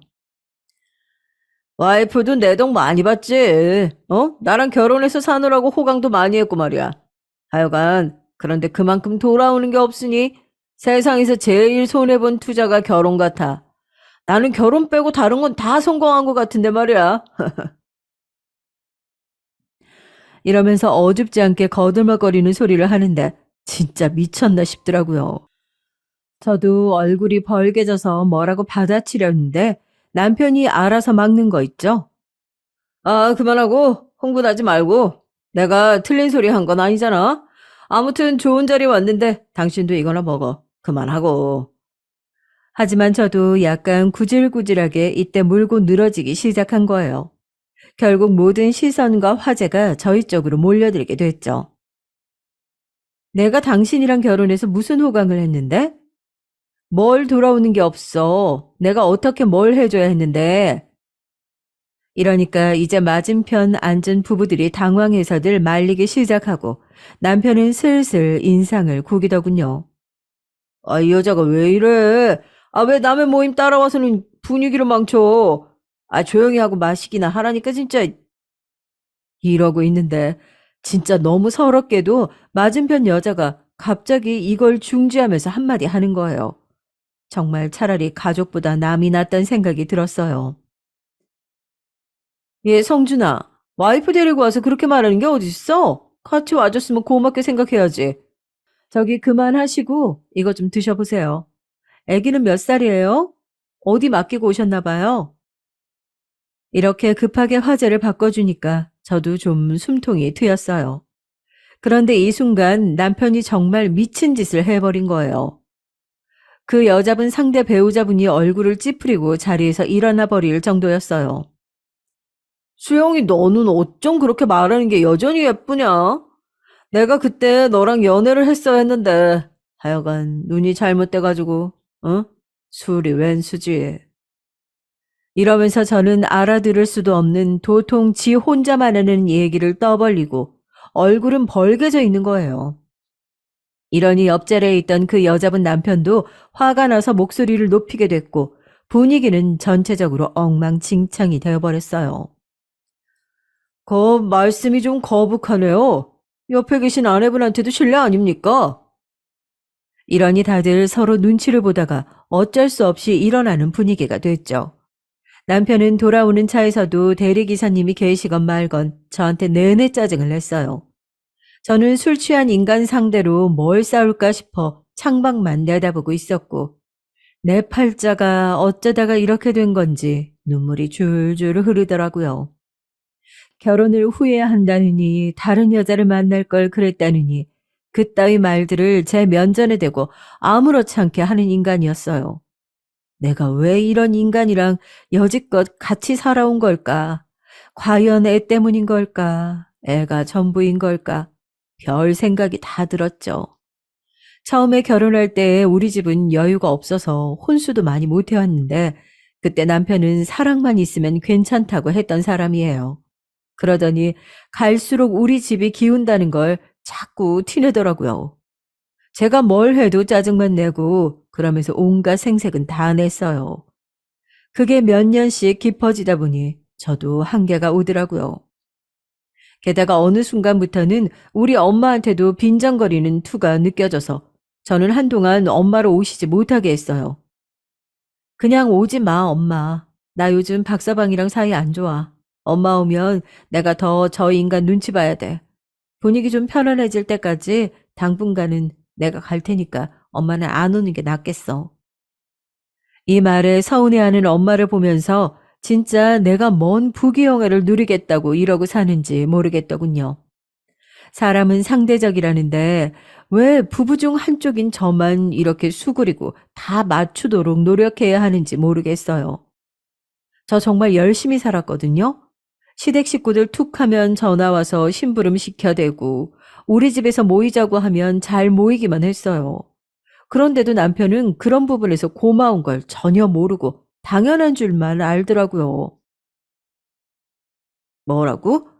아, 이번에 장모님이랑 여행을 가? 누구랑? 당신이랑, 미선이랑 같이? 셋이서 다녀오려고. 왜 그래? 남편은 그때도 못마땅한 표정이더니 고개를 확 돌리고 절 보지도 않고 묻더라고요. 어디로 갈 건데? 시간이 돼? 아, 미선이 학교는 어떻게 빼려고? 체험학습 냈어. 엄마랑 셋이서 기차 타고 하루 자고 올 거야. 엄마 다음 달에 검진 받는데 그 전에 시간 없을 것 같다고 하길래. 그랬더니 남편은 자꾸 한마디를 툭툭 던지는 거예요. 놀러 가겠다고 애 학교를 빠져? 그리고 돈은? 돈 없다고 내 동생들 월급 줄 때 그렇게 눈치를 주더니 당신은 돈이 어디 그렇게 몰래 많이 있었어? 이러니 싸울 수밖에 없는 거예요. 기분 좋게 친정엄마 모시고 기차 타고 대전에 다녀올 생각이었고 본인 보고 애들 맡긴 것도 아닌데 자꾸 얘기가 이렇게 진행되더라고요. 결국 저는 이대로 평생 말려들어 살겠다는 생각이 들어 제 딴에 그냥 강행해서 엄마랑 다녀왔고요. 그러지 말라고 제가 야단을 했는데도 끝끝내 엄마는 거기서 특산품 같은 걸 사다가 시댁에 보내셨지 뭐예요. 너랑 네 서방 사이가 안 좋아도 이런 걸 어른들이 일일이 알게 하면 안 되는 거야. 난 알았으니까 어쩔 수 없지만 적어도 시댁은 평안하게 해드려야지. 이거 갖다 드려. 아까 시식해보니까 맛있더라. 결국 엄마가 그렇게 분위기 수습을 하겠다고 이렇게 챙기는 모양새를 보니 전 마음이 아팠어요. 왜 돌아오지 않는 반응을 알면서 우리 쪽만 신경을 써야 하는 걸까요? 정작 시댁에선 저보고 없이 왔니 어쨌니 하고 말하는 게 없어요. 시댁 아주버님이나 시누이들도 대놓고 저에게 뭐라 한 건 없고요. 그런데 남편이 저렇게 늘 앞서서 일을 만드는 거예요. 게다가 이때 생활비 갖고 말 나왔을 때에는 진심으로 진지하게 이혼을 생각하게 됐죠. 창피함을 무릅쓰고 다른 엄마들한테 물었는데 하나같이 미쳤냐는 반응이더라고요. 시작은 아주 소심하게 물어봤어요. 저기, 나 아는 사람 얘긴데 남편이 시댁에다가 한 달에 용돈을 300씩 드리자고 한다나 봐. 자기들은 어떻게 생각해? 그러자 이때 커피 마시던 엄마들이 대체로 다 눈빛이 아주 쎄하게 변해버렸어요. 머리가 어떻게 된 거 아니야?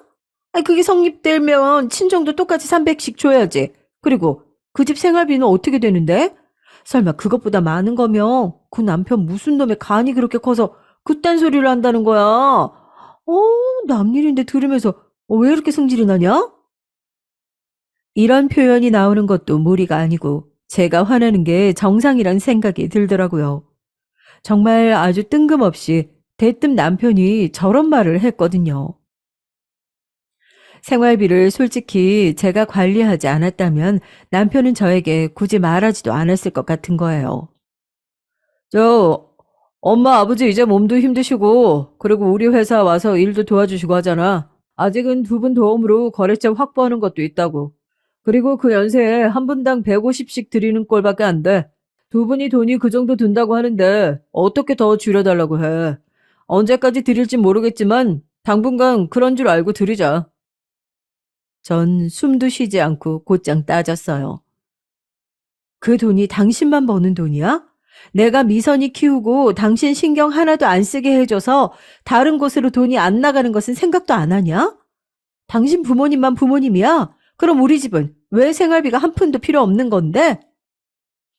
이때 막 몰아치는 제 모습에 놀랐는지 남편도 침을 꿀꺽 삼키는 듯 했지만 그렇다고 해서 크게 행동이 달라지진 않더라고요.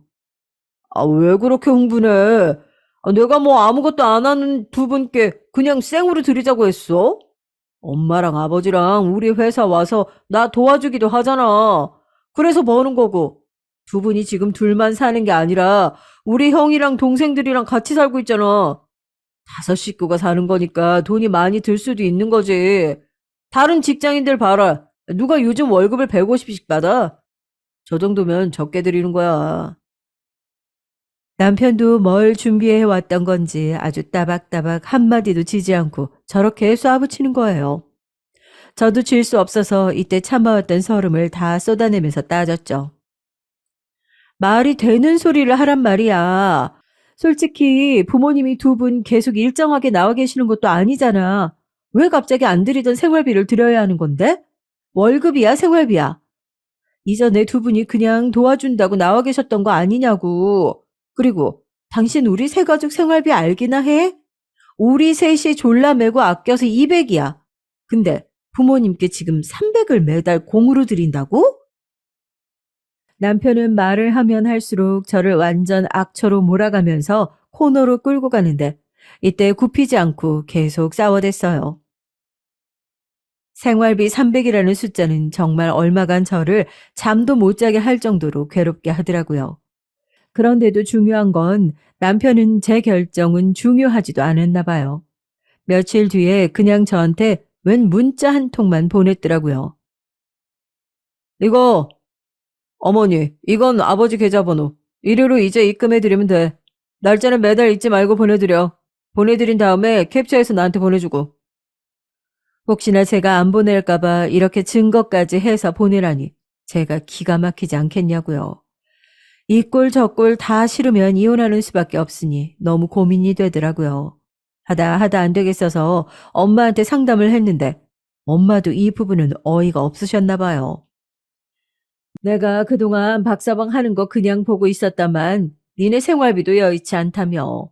너보고 곧 일하라고 한다지 않았어? 그런데 거기서 무슨 시부모님 용돈을 더 드린다는 거야? 니네 시댁 그렇게 여유 없는 집도 아닌데 왜 그러는 거래? 그러게 말이에요. 우리 어머님 아버님 한 달에 한 번은 꼭 백화점 가시는 분이에요. 뭐 대단한 쇼핑을 하는 것은 아니지만 가서 5만 원에서 10만 원짜리 화장품이며 스카프 사는 걸 취미로 여기시는 분들이거든요. 거기 푸드코트에서 꼭 식사하시고 반찬도 거기서 사오시고 누가 보면 아주 여유로운 노년의 부부들처럼 그렇게 다니신답니다. 하지만 그렇다기에 집이 엄청 잘 사냐 하면 그것도 아니고요. 동대문구에 있는 아들 작은 회사에 다 같이 차 하나로 복작복작 타고 이동을 해야 하고 30평대가 조금 넘는 집에서 관연한 자식들과 다섯이서 모여 사는 거잖아요. 하지만 1년에 한 번씩 해외여행은 꼭 다 같이 가야 되고 명품 가방 하나 100만 원대로 하나씩은 꼭 있으셔야 하는 게 저희 어머님이에요. 이렇게 하는 것이 그간 저한테 피해가 된 건 아니지만 본격적으로 피해를 봐야 하는 거잖아요. 우리가 드린 생활비 300 안에서 그렇게 넉넉히 쓰면서 살아가실 테니까요. 하지만 저에게 무슨 힘이 있겠어요. 정말 아무것도 막을 수가 없었죠. 그런데 이제 이렇게 상황이 흘러가다 보니 저도 점점 눈엣 가시처럼 시누이들의 행동이 좋게 보이지 않는 거예요. 제가 먼저 시비를 건 것은 아니고 시누이들이 저를 먼저 힘들게 하기 시작했어요. 저기 언니, 이번에 오빠가 맡긴 서류 있는데 그거 언니가 좀 해줄 수 있어요? 제가 다른 건 몰라도 엑셀은 잘 할 줄 모르거든요. 이거 그렇게 어렵지 않고 금방 유튜브 보고 따라하면 된대요. 언니도 할 수 있을 거예요. 어머, 아가씨. 그거 아가씨가 할 수 있다고 가져간 일 아니었어요? 저도 문서 쪽은 잘 모르죠. 그리고 오빠랑 다시 얘기를 해보시던지 그 부분은 새로 직원을 뽑던지 하세요. 원래 저 이렇게까지 톡 쏘아붙이는 스타일 아닌데 신우가 공으로 돈 받아가면서 저한테 일 맡기는 모양새가 너무 얄밉더라고요. 그러니 저도 참을 수가 없어서 그대로 쏘아붙였죠. 그런데 신우이도 갈수록 지 오빠 등골 의지하는 게 습관이 된 건지 너무 자연스럽게 저한테 떠넘기는 거예요. 아니, 직원을 쓸 거면 뭐하러 언니한테 말을 했겠어요. 언니도 알다시피 우리 오빠는 남 잘 못 믿는 타입이잖아요. 그러니까 우리 엄마랑 아빠한테 일 맡기는 거고요. 그래도 언니가 가족이니까 좀 같이 해주세요. 이거 그렇게 어려운 일 아닌데? 언니도 사무직 꽤 오래 하다 온 거 아니에요? 끝끝내 양보 없이 저한테 조금씩 계속해서 일을 맡기려는 거예요. 이거 하나씩 떠맡다 보면 자연스레 제 일이 될 것 같아서 저도 참지 않고 아가씨한테 제안을 하나 했어요. 그러고도 맡기면 내가 해준다. 그런 식으로 말이에요. 그럼 아가씨 저한테 맡기고 일 처리할 때마다 건당 얼마씩 주실 거예요? 가격을 좀 정하고 얘기를 해야 할 것 같은데요. 그러자 신우이는 별꼴 다 본다는 말투로 아주 기겁을 하더라고요. 언니 지금 뭐라고 했어요? 뭐 돈이요? 와, 진짜 어이가 없네. 언니 지금 저한테 돈 달라고 하신 거예요? 고작 이거 서류 몇 장 봐주는 것 같고 이러는 거냐고요. 저도 이제 제 권리는 주장해야겠길래 달라고 했고 그게 뭐가 그렇게 나빴다는 건지 모르겠더라고요. 아가씨도 건당 얼마씩 해서 오빠한테 월급 받아가잖아요. 오빠한테 받은 돈 중 저한테 일 맡기는 것만큼 나눠주면 되잖아요. 저도 유튜브 공부하고 하려면 시간이 필요해요. 저도 기술을 쌓을 시간이 필요하고 미선이 챙기고 집안일 하면서 따로 일하려면 당연히 보수가 필요하죠. 공짜가 어딨어요, 아가씨. 오빠도 아가씨한테 하나씩 다 가르쳐줘 가면서 일 시키잖아요. 신우는 믿을 수 없다는 투로 멍하니 있었고 저는 거기에 한마디 더 하고 전화를 끊어버렸어요. 오빠랑 얘기 더 해보시고 잘 안 되면 아가씨가 한번 주변에 직원 찾아보세요. 요즘 어린 친구들 엑셀 다룰 수 있는 친구들 많잖아요. 아마 급여 잘 따져보고 시급 얘기하면 적당히 잘 찾을걸요? 그럼 저 이만 미선이 데리러 가야 해서 끊을게요. 이렇게 끊어버리고 솔직히 진담 반 농담 반으로 한 거라 아주 반응이 기대되더군요. 하지만 이후로 신우한테 전화 한 통 없었고 남편도 분명히 얘기를 들었을 텐데 저한테 말을 안 하는 거예요. 그냥 말 안 나오면 말자는 식으로 넘기려고 했는데 아니나 다를까 분명히 이 인간 제 동생한테 이 얘기를 듣긴 했나 봐요. 전혀 다른 주제로 저한테 짜증을 내고 시비를 걸어대는 거예요. 아우, 밥이 이게 뭐야? 아, 국은 어제 먹던 거 아니야? 반찬이 이게 다야? 아, 진짜. 밖에서 일하고 온 사람한테 이거밖에 못 해주냐, 너? 나 진짜 기분 나빠서 못 먹겠어. 나 어머니 댁 다녀온다. 차려준 밥 몇 술 뜨다 말고 저렇게 화를 내더니 기어코 일어나서 결국 시댁에 간 거예요. 아예 대놓고 엄마한테 가서 꽁냥꽁냥 일러 바치겠다는 거죠. 하지만 남편은 제가 뭘 잘못했다고 이 한마디에 그렇게 발등에 불이라도 떨어진 양 팔딱 뛰면서 화를 낸 걸까요? 그래, 알았어. 다녀와, 그럼. 정말 이 한마디만 했을 뿐인데 이게 그렇게 잘못한 일인가요? 남편은 옆에 있던 서류 봉투를 집어던지고 발로 막 바닥을 탕탕 쳐대질 않나 자기를 무시하는 거냐고 막 소리를 지르는 거죠. 야, 네 눈엔 내가 우스워? 우습지? 돈 벌어다 주는 남편이 우습냐고. 한 푼도 지 힘으로 못 버는 게 진짜 어디서 못된 버릇만 들어가지고. 남편은 눈이 완전 돌아가서는 옆에 말만한 지 딸이 있는데도 얘가 듣는 건 생각도 안 하고 내뱉는 거예요. 이쯤 되니 저는 완전히 감이 와서 아무 말도 안 하고 조용히 밥만 먹었어요. 대꾸하고 싸워봤자 저 야단에 말려드는 꼴이거든요. 역시나 혼자만 실컷 성내다가 가방 주워들고 지 엄마네로 가버렸고 한참 늦게 밤이 되어서야 꾸물꾸물 기어들어온지 뭐예요. 그때도 저는 아는 척 안 하고 거실 소파에 앉아 TV만 쳐다봤고 딸만 멀뚱멀뚱 제 아빠를 반길 뿐이었죠. 흘끗 남편은 저를 보는 것 같더니 지도 민망했는지 잠바를 뒤집어 쓰고 방으로 가버리더라고요. 하지만 제 마음은 썩 좋지 않았고 이렇게 살아가는 생활에도 점점 지쳐가더라고요. 사실 이런 생각을 했던 게 이 무렵쯤 만났던 전 직장 동료 때문이에요. 이분은 50대이신데 이혼하신 지 그때가 한 4년 정도 되셨을 때였거든요. 근데 생각보다 무척 잘 살고 계시는 거예요. 나는 아들이 하나인데 애 군대 가자마자 바로 이혼했어. 아들이랑도 이미 얘기가 잘 됐고 나쁘지 않더라고. 남편은 물론 싫다고 엄청 끈질기게 매달리긴 했지만 말년이 될수록 아쉬운 건 남자들이야. 아, 여자들이 남편 없어서 아쉬울 게 뭐가 있어? 돈은 여자도 벌고 먹고 살 수 있는데. 남자들은 밥에 빨래에 별 뒤치다거리 다 해주고 떵떵거리기도 해야 되는데 그걸 이제 여자가 안 하니까 환장하는 거지. 이렇게 이혼을 하시더니 곧장 집을 얻어서 새로 둥지를 꾸미셨다고 하더군요. 정말 너무 좋아. 매번 삼시세끼 남편 밥 해줄 걱정 안 해도 되고 나랑 전혀 달라서 이골이 났던 그 생활 패턴에 대해서 짜증낼 일도 없고 시댁 식구들도 아주 직살나게 나를 괴롭히게 했는데 그들 얼굴 마주할 일도 없고 말이야. 그쯤 되니 저도 슬슬 단점도 들어보고 싶은 거예요.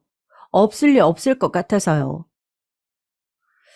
근데 이상하게 말이야. 딱히 걸리는 단점이 없어. 뭐 혼자 있다가 아프거나 사고가 나면 곤란하긴 하지. 근데 그건 뭐 같이 산다고 그런 일 없나? 부부로 살고 있어도 이 사람 딱히 도움이 안 돼. 자기 필요한 때만 나를 부려먹으려고 하지. 내가 도움이 필요할 때 도움이 돼준 적은 없는 것 같아. 진지하게 나는 이 사람 인생의 퍼즐 부속품 같다는 생각만 들더라고. 정말 소름 끼치도록 제가 느끼고 있는 것과 비슷했어요. 남편은 어떻게든 권위를 갖고 제 위에만 서려고 했고 모든 걸 본인에게 맞추기만 바랬거든요. 그나마 딸은 제 핏줄이라고 잘해주긴 했지만 우리 딸도 남편을 썩 좋아하지 않았어요. 엄마, 나이 들면 아빠랑 안 살 거야? 나는 누구랑 살지 그럼? 엄마랑 사는 게 더 나으려나? 우스갯소리로 제가 말을 했을 때 딸은 누구랑 살아야 할까 고민만 하지 딱히 반대를 하는 것 같지도 않더라고요. 하지만 살이 분별 안 되는 아이의 생각만 듣고 쉽게 결정할 문제는 아니니까요. 그리고 저는 이윽고 엄마에게 이 사실을 알리게 됐죠. 여느 친정엄마들 못지않게 엄마도 똑같이 반대를 했고요. 세상이 아무리 바뀌었다고 해도 이혼에 대한 시선은 안 좋은 거다. 무슨 허울 좋은 소리를 하고 있어. 일단 여자는 나이가 들면 들수록 옆에 남자가 있기는 해야 돼. 안 그러면 이 험한 세상 어떻게 사니? 집에 남자가 있고 없고 차이가 크다고. 이제 엄마와도 대화가 안 통한다고 생각해서 그만하려는데 의외의 얘기를 엄마가 하시더라고요. 여기서는 조금 솔깃했어요. 남자가 뭐 대단하고 좋아가지고 모시고 살라는 얘기가 절대 아니다. 그냥 네 보험처럼 데리고 있으란 얘기라고. 안 그러면 그동안 밥해 먹이고 시중 다 들어가면서 같이 살던 게 아깝지 않니? 여자가 혼자 늙어가는 거랑 영감탱이 있는 거랑 이 무섭고 험한 사건 사고가 판치는 곳에서 얼마나 차이가 큰데. 그냥 쓸모가 있어서 부린다고 생각을 바꿔봐. 엄마도 네 아빠랑 그렇게 살았어. 그러고 보니 엄마는 밥솥 고칠 때라든지 밤길에 어디를 나간다든지 뭐 어디 갈 때 운전을 시킨다든지 이런 상황에 부지런히 아빠를 끌고 다녔어요. 우리 아빠도 썩 가정적인 사람은 아니지만 엄마가 그런 거 시키고 칭찬해주면 보통 기분 나쁘지 않게 해주시는 편이었거든요. 나라고 네 아빠하고 사랑하고 좋아하고 뭐 그래서 산 거 아니다. 아, 너도 할 거 아니야. 근데 이 세상 굴러가는 거 보면 남자고 여자고 다 서로 필요가 있어서 사는 거라고. 이런 거 싫고 저런 거 싫고 다 따져가면서 못 산다. 박서방도 나이 들면 지 집이 최고고 마누라가 최고라고 생각할 거야. 우리 엄마는 굳이 저렇게 믿고 싶어 하는 것 같더군요. 하지만 엄마가 했던 말들이 막 틀린 내용은 아니었어요. 도움이 되는 부분이 없는 건 아니었으니까요. 그렇지만 그것만 기대하고 살기에는 현재 저에게 힘든 부분들이 정말 너무 많게 느껴졌어요. 게다가 이 생활비 300을 얼레벌레 넘겼더니 남편은 그 뒤에 더 큰 사고를 치고 말았답니다. 이날로 저는 완전히 마음을 굳혀버렸어요. 당신 나랑 같이 안 살 생각이야? 어떻게 그런 큰일을 묻지도 않고 결정했어? 우리 집을 담보로 대출을 받는다고? 3억이나? 아니, 어머님 아버님 돈이 없으신 거야? 아주버님이랑 아가씨들은 왜 우리 집이 담보가 되어야 되는데? 말 그대로 남편은 우리 아파트를 담보대출해서 시댁을 위한 새 집을 사겠다고 마음을 먹었더라고요. 무려 3억이에요. 이 인간 왜 이렇게 3이라는 숫자를 좋아하는 건지. 그리고 관연한 자식들이 셋이나 있는데 그들은 꼼짝도 안 하고 왜 우리가 돼줘야 하는 걸까요? 그 뒤에 남편이 설명하는 내용들은 정말 지리멸렬하다 못해 듣기 이골이 나는 내용들이었어요. 더 표현할 것도 없이 그냥 우리 엄마 아빠가 고생 많이 했고 그동안 돈 들은 거 없는 것 같다. 어쩌고 저쩌고 결국 나는 효자다. 끝. 이런 얘기인 거예요. 그럴 거면 우리 집도 꽤나 사는 집이 되어야 말이 되는 거 아닌가요? 당장 우리 집도 곧 어찌 될지 모르고 단지 내 엄마들은 이사 때문에 골치 아파하는데 덜컥 저렇게 대출이라니요. 심지어 그것도 우리가 갚아야 된다는 식으로 말을 했어요. 그 돈을 왜 우리가 갚냐고 말을 좀 해봐. 그럼 달마다 드리는 그 300만 원은 설마 그것도 우리가 내는 거야? 남편은 진짜 먹긴 놈이 성낸다고 목소리 큰 놈이 이기는 줄 아는지 저한테 밑도 끝도 없이 마구 화를 내는 거예요. 돈을 네가 벌어? 네가 버냐고. 내가 벌잖아. 그리고 생활비도 꼬박꼬박 주고 있는데 왜 이렇게 따지고 들어? 결국 돈 한 푼 안 버는 주제에 입 다물라는 것으로 결론을 끝나버렸고 그렇게 남편은 너무나 허무하게도 그 일을 진행해 버렸어요. 아무리 시부모님이 입을 다물고 계시다지만 저는 이제 부모님이 뒤에서 조종하는 게 아닌가 싶어서 그 부분도 꼴보기 싫어지는 거예요. 이후로 가족들끼리 간만에 모여서 식사를 하자는데 저는 안 갔어요. 야, 너 진짜 1억이야? 너랑 미선이 안 오면 내가 뭐가 돼? 우리 엄마 아버지는 하나밖에 없는 며느리랑 손녀 얼굴도 못 보게 할 거냐고. 내가 네 인생 부속품이야? 네가 하자면 하자는 대로 해야 돼? 너나 갔다 와. 니네 엄마 아빠 아니야. 우리는 점점 이렇게 격하게 싸웠고 맨날 구석에서 듣고 짜부러져 있던 저는 정말 악을 쓰고 딸이 듣던 말던 사력을 다해 전장을 치렀습니다.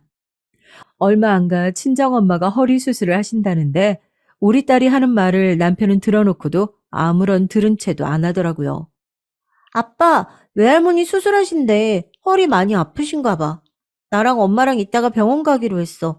아빠 언제 올 거야?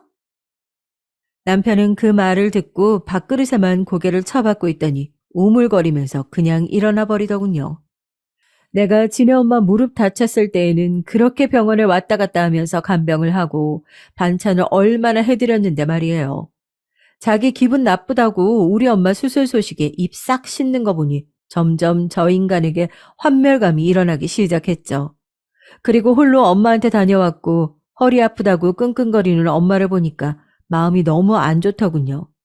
늘 쌩쌩하고 발 빠르게 움직이던 엄마가 저렇게 빼샥 말라가지고 이제 몸도 자주 고장난다고 하고 있으니까요. 간 김에 수술비도 제가 200만 원 대신 결제해드리고 엄마는 싫다고 하는 걸 억지로 마무리 짓고 왔는데요. 그러고 며칠이 지나서 저와 남편은 또 싸움이 붙게 된 거예요. 이날만 생각하면 아직도 눈물이 나고 분이 풀리지가 않네요. 말해봐. 지금 장모님 수술하는데 돈 이렇게 낸 거야? 아니, 낸 건 좋다 이거야. 근데 왜 나한테 말을 안 해? 당신 내가 돈 벌어오는 게 쉬워 보여? 아, 내가 우리 집 이사하는데 돈 좀 보탠 것 같고 난리 지랄 브루스를 떨더니 너는 왜 입국 다물고 돈 몰래 갖다 쓰는데 도둑도 아니고 뭐야? 우리 집 돈 세는 주범이 여기 있었네. 너무 얼척이 없는 게 이런 식으로 우리 집 재정이 부족한 걸 제 탓으로 돌리고 앉아 있는 거예요. 뭐, 도둑? 당신 말 다 했어? 무슨 말을 다 해 아직 못했는데 내 돈 쓰는 걸 갖고 그렇게 사람 비참하게 하고 눈치 보게 만들더니 네가 돈을 이렇게 몇 배씩 그냥 퍽퍽 다 가져다 쓰네? 너 통장 너 통장 갖고 와봐. 가계부 쓴 거 어딨어? 당장 갖고 와봐. 100원이라도 수상하게 썼으면 나 너랑 안 살 거야. 이혼할 거라고. 진짜 보통 미친 게 아니야 이 여자가. 제가 왜 이런 소리를 멍청하게 듣고 있어야 했을까요? 옆에 우리 딸내미가 겁에 질린 얼굴로 보고 있는데도 남편은 아랑곳 않고 가계부와 통장, 카드 내역을 갖고 오라고 명령했어요. 손이 달달 떨리고 이를 악문 상태에서 저는 가져다 줬고 하나하나 내역을 어디다 썼냐고 캐묻는 남편을 보며 정신이 혼미해지기 시작했죠. 이건 어머님 아버님 지난달 300 붙여드린 거고 돈 20씩 매달 남겨서 적금 들고 있던 거 이번에 깨서 엄마 드린 거야. 그게 그렇게 잘못이야? 누가 들이지 말래? 나한테 상의를 했어 안 했어? 나 이제 너 못 믿어. 너 분명히 나한테 말 안 하고 이런 식으로 돈 꿍쳤을 거야. 내가 미친놈이지. 이런 여자한테 수년을 돈을 맡겨오고 한 번도 확인을 안 했다니. 야, 너 말 돌리지 말고 이거 내역 하나하나 다 설명해. 남편은 새삼 무슨 마트 결제한 거, 애 학원비 결제한 거 이런 거 따져가며 왜 영수증이 없냐고 소리 지르고 달마다 제가 정리해둔 걸 보면서도 분명히 돈을 빼돌렸을 거라며 고래고래 소리를 질렀죠. 저는 이대론 제가 정말 죽겠더라고요. 머리를 한창 부여잡고 있다가 겨우 한마디 토했습니다. 이혼해 그럼. 남편은 제가 이 말을 하자마자 불같이 더 아각 소리를 질러내고 막 뛰어대는 거예요. 진짜 미치긴 미쳤었나 봐요. 이혼하자고.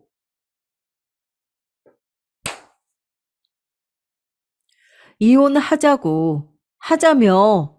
나 이런 취급 더 이상 못 받고 못 살아. 당신 원하는 대로 하자. 그만 살아, 이제. 그러고 저는 짐을 싸들고 급히 나가려는데 딸내미가 바닥에 주저앉아서 엉엉 우는 거예요. 그 꼴을 보고 남편은 저보고 못된 여자라며 피도 눈물도 없어서 새끼마저 버린다고 악담을 하더군요. 너 그 이상 짓거리면 가만 안 둬? 뭐라고 했어, 지금? 이성을 잃고 제가 남편에게 조용히 읊조리자 남편도 폭주 열차처럼 내달리다가 갑자기 약간은 수그러들긴 하더군요. 그새 저는 바로 문 밖을 차고 나가버렸죠. 그 길로 집에서 회복 중인 친정엄마에게 갔고 울면서 제가 겪은 모든 일을 털어놨어요. 엄마는 처음에 또 싸웠냐고 웃으며 듣다가 점점 일그러지는 제 얼굴과 막판엔 무릎까지 꿇고 제발 이혼하고 싶다는 저를 보고 말이 없어졌어요. 저는 한참을 일어설 수 없었고 방바닥이 눈물로 꿀쩍해질 정도로 울음으로 엉망진창이 돼버렸죠. 우리 딸 하면서 제 등을 토닥이는 엄마의 손길에 정말 모든 걸 토해내듯 와곽거리면서 울음을 쏟아냈고요. 엄마도 화장실에 들어가서 한참을 꺽꺽거리면서 속을 달래고 흐느끼시더니 눈가가 빨개져서 밖으로 나오시더군요. 내가 더 이상 너한테 어찌 살라고 뭐라 말을 못하겠다. 나는 나대로 할 일을 해야지. 엄마는 그러더니 바로 전화를 거시는데 아무래도 제 남편인 것 같더라고요. 자네, 우리 영미 어디 있는지 알지? 여기 와 있네. 자네도 지금 미선이 데리고 이리 오게. 아, 자세한 얘기는 여기 와서 해. 전화 끝내.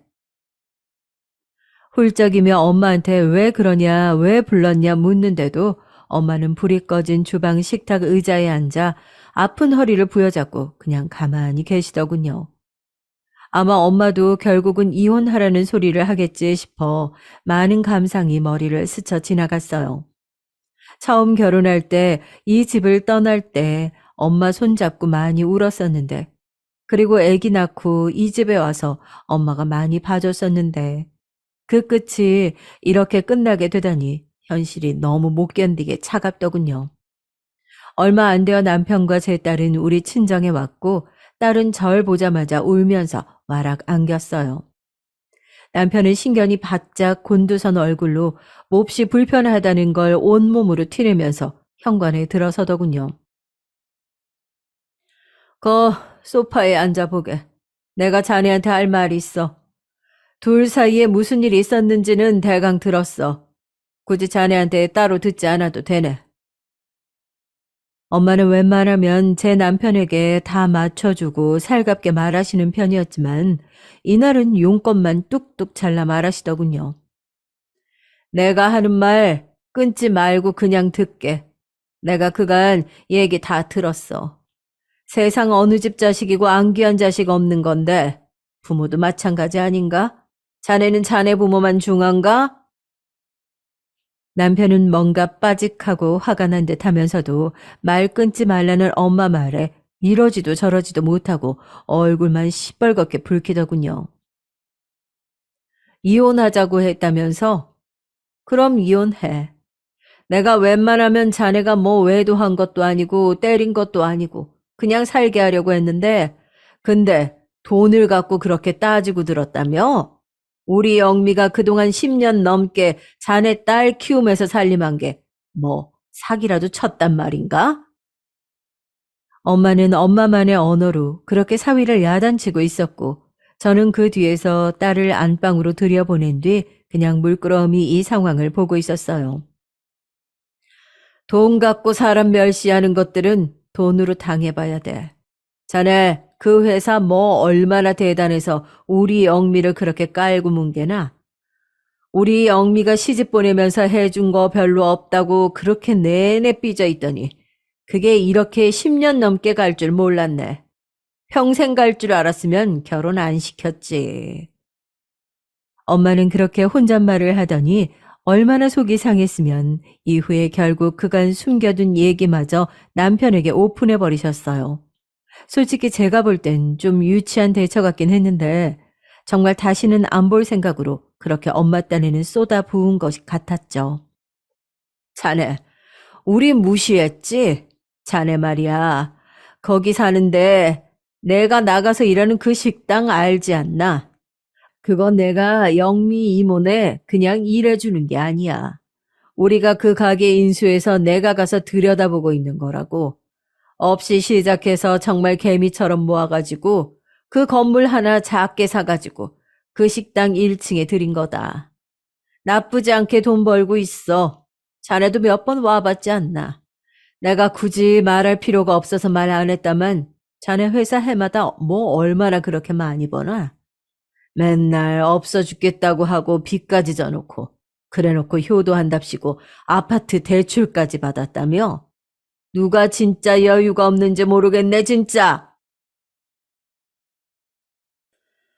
남편은 엄마의 말이 무슨 말인지 모르겠다는 투로 저를 한번 보더니 엄마를 계속 쳐다보더군요. 웬만하면 나는 여기 매장 하나 늘려서 자네한테 맡겨볼까 생각도 있었어. 근데 요 근래 너무 마음이 편치 않고 하는 짓거리도 마음에 안 들어서 영미한테도 말 안 하고 혼자 생각만 했었다고. 내가 하는 전화도 몇 번 받지도 않고 그런데다가 보니까 돈 씀씀이가 너무 대책이 없고 게다가 우리 딸을 이렇게 못 살게 굴었다는데 어떻게 맡겨? 차라리 남이 낫지. 남편은 복잡한 얼굴로 뭔가 말하고 싶은 듯 했지만 웬일로 엄마가 하는 말을 그냥 조용히 듣고 있더군요. 됐어. 이제 그만하고 일어서. 자네는 집에 가게. 미선이 여기 놔두고 가라고. 더 두고 보다간 나 자네한테 험한 말 할 것 같아.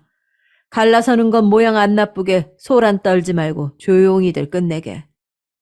그게 아니라 장모님. 왜 저 사람 말만 듣고 말씀을 하세요? 저도 사정이 있었어요. 저는 돈 쓸 때마다 맨날 저 사람한테 설명을 했어요. 근데 저 사람은 이번 말은 안 하고 그냥 써버렸다고요. 저도 화가 나서 그런 거지. 맨날 그랬던 건 아니라고요. 왜 그러세요, 진짜. 그러더니 정말 어쩔시고 싶은 말을 하는 거예요. 그리고 이혼이라니요. 저 이혼할 생각 없어요. 아무튼 얘기 잘 해볼게요, 장모님. 오늘은 장모님이 화가 나셨으니까 일어나는데 다시 오겠습니다. 저희 이혼 안 해요. 당신도 내일은 들어와. 이러면서 쭈구리처럼 일어나서는 사라지는데 웃기지도 않는 거예요. 뭘 이제 와서 없던 일로 할 듯이 말을 하고 있나요? 저한테 눈 시뻘겋게 열올라서 난리 칠 때는 언제고. 저 사람 툭 하면 요 근래 저한테 밥 먹듯이 이혼이라는 말을 해왔거든요. 저는 그대로 다음날 들어가서 가볍게 짐을 챙겨 나왔고 일단은 아이와 함께 별거 중이에요. 매일 하루가 멀다 하고 카톡이 오고 며칠 전에는 생전 연락 따로 안 하는 어머님마저 모른 척 저를 떠보듯 카톡을 보내셨더라고요. 미선임이야, 반찬 만들어놨는데 와서 좀 가져가지 그러냐. 미선이 잘 먹는 계란 장조림 소고기 넣고 해놨다. 시간 될 때 들려라. 아무리 봐도 둘의 상황 좀 떠보려고 그러시는 것 같아서 무시하고 답장 안 했어요. 제 눈에는 아무 말도 안 하고 그렇게 둘째 아들이 갖다 바치는 돈 다 받고 있는 어머님도 한통속이고 너무 여우 같았거든요. 제가 볼 때 저 인간 엄마가 식당 얘기 괜히 해가지고 저것 때문에 돈에 눈이 뜨여서 잡는 게 뻔해요. 우리 엄마한테 대뜸 무슨 카톡 기프티콘으로 죄송했다며 뭘 보내질 않나. 생전 그딴 짓 안 하는 인간이거든요. 엄마 전화도 무시하고 안 받던 인간이 갑자기 저렇게 돌변할 이유가 뭐겠어요. 엄마 반응은 생각보다 확고하시더군요. 아유, 괘씸해 죽겠네. 내가 전에 고사리며 남을 묻혀줄 때는 뭐 고맙다는 인사라도 했었냐? 픽 쳐다보고 그냥 대꾸도 않고 쉬다 가세요, 어머니. 이 말만 하고 나가버리던 게 박서방 아니었냐고. 지금 이거 핸드폰에 보내온 거, 아이고, 눈으로 봐봐라. 나보고 건강하시랜다. 그래놓고 뭔 홍삼이네 과일을 이렇게 잔뜩 보내왔다. 웃기지도 않아, 아주. 원래 엄마는 그런 시큰둥한 반응을 다 참아가면서 두고 보고 있었는데 사위가 본인 딸한테 그간 살림을 하나하나 다 따져가며 굴욕을 안겼으니 못 참겠나 봐요. 너 그냥 이혼해. 사람 안 바뀐다. 인간이 결혼해서 살 때 안 해야 될 짓이 폭력이랑 도박, 외도만 있는 게 아니야. 돈 갖고 지가 그렇게 무시를 해? 개뿔, 지가 갖고 있는 게 뭐 얼마나 되는데. 빚더미라며? 니네 시엄마나 그 밑에 줄줄이 소세지처럼 딸려 살고 있는 한심한 자식들도 마찬가지야, 어? 다 같이 배 가라앉는 줄도 모르고 그렇게 멍청하게들 살고 있으니, 아유. 하여간 참고 참던 분이 저렇게 돌아서니까 완전히 끝이더라고요. 저도 그렇게 막 틀린 입장은 아니고요. 이대로 이혼을 준비할 생각이고 안 해준다면 소송해서라도 무조건 진행할 생각입니다. 여러 차례 이 인간과의 미래는 없다고 느끼다 보니 결심이 더 확고해지는 것 같아요. 물론 저도 새삼 주변의 시선이 두렵기는 해요. 그렇지만 저 사람이 변할 가능성은 솔직히 거의 없잖아요. 기대해봤자 저만 더 상처받을 것이고 저는 그렇게 나이만 점점 더 먹게 될 거예요. 친정에 조금이라도 기댈 수 있을 때 저도 다시 직장 생활을 하고 제 돈벌이를 시작해 보려고 해요. 다시는 무능한 전업주부로 무시당하는 일 겪고 싶지 않아요. 남편과 살았던 시절의 제 인생과는 전혀 다른 새로운 삶을 살아가고 싶습니다. 아직 불안한 날들이지만 조금이나마 응원해 주신다면 감사하겠습니다.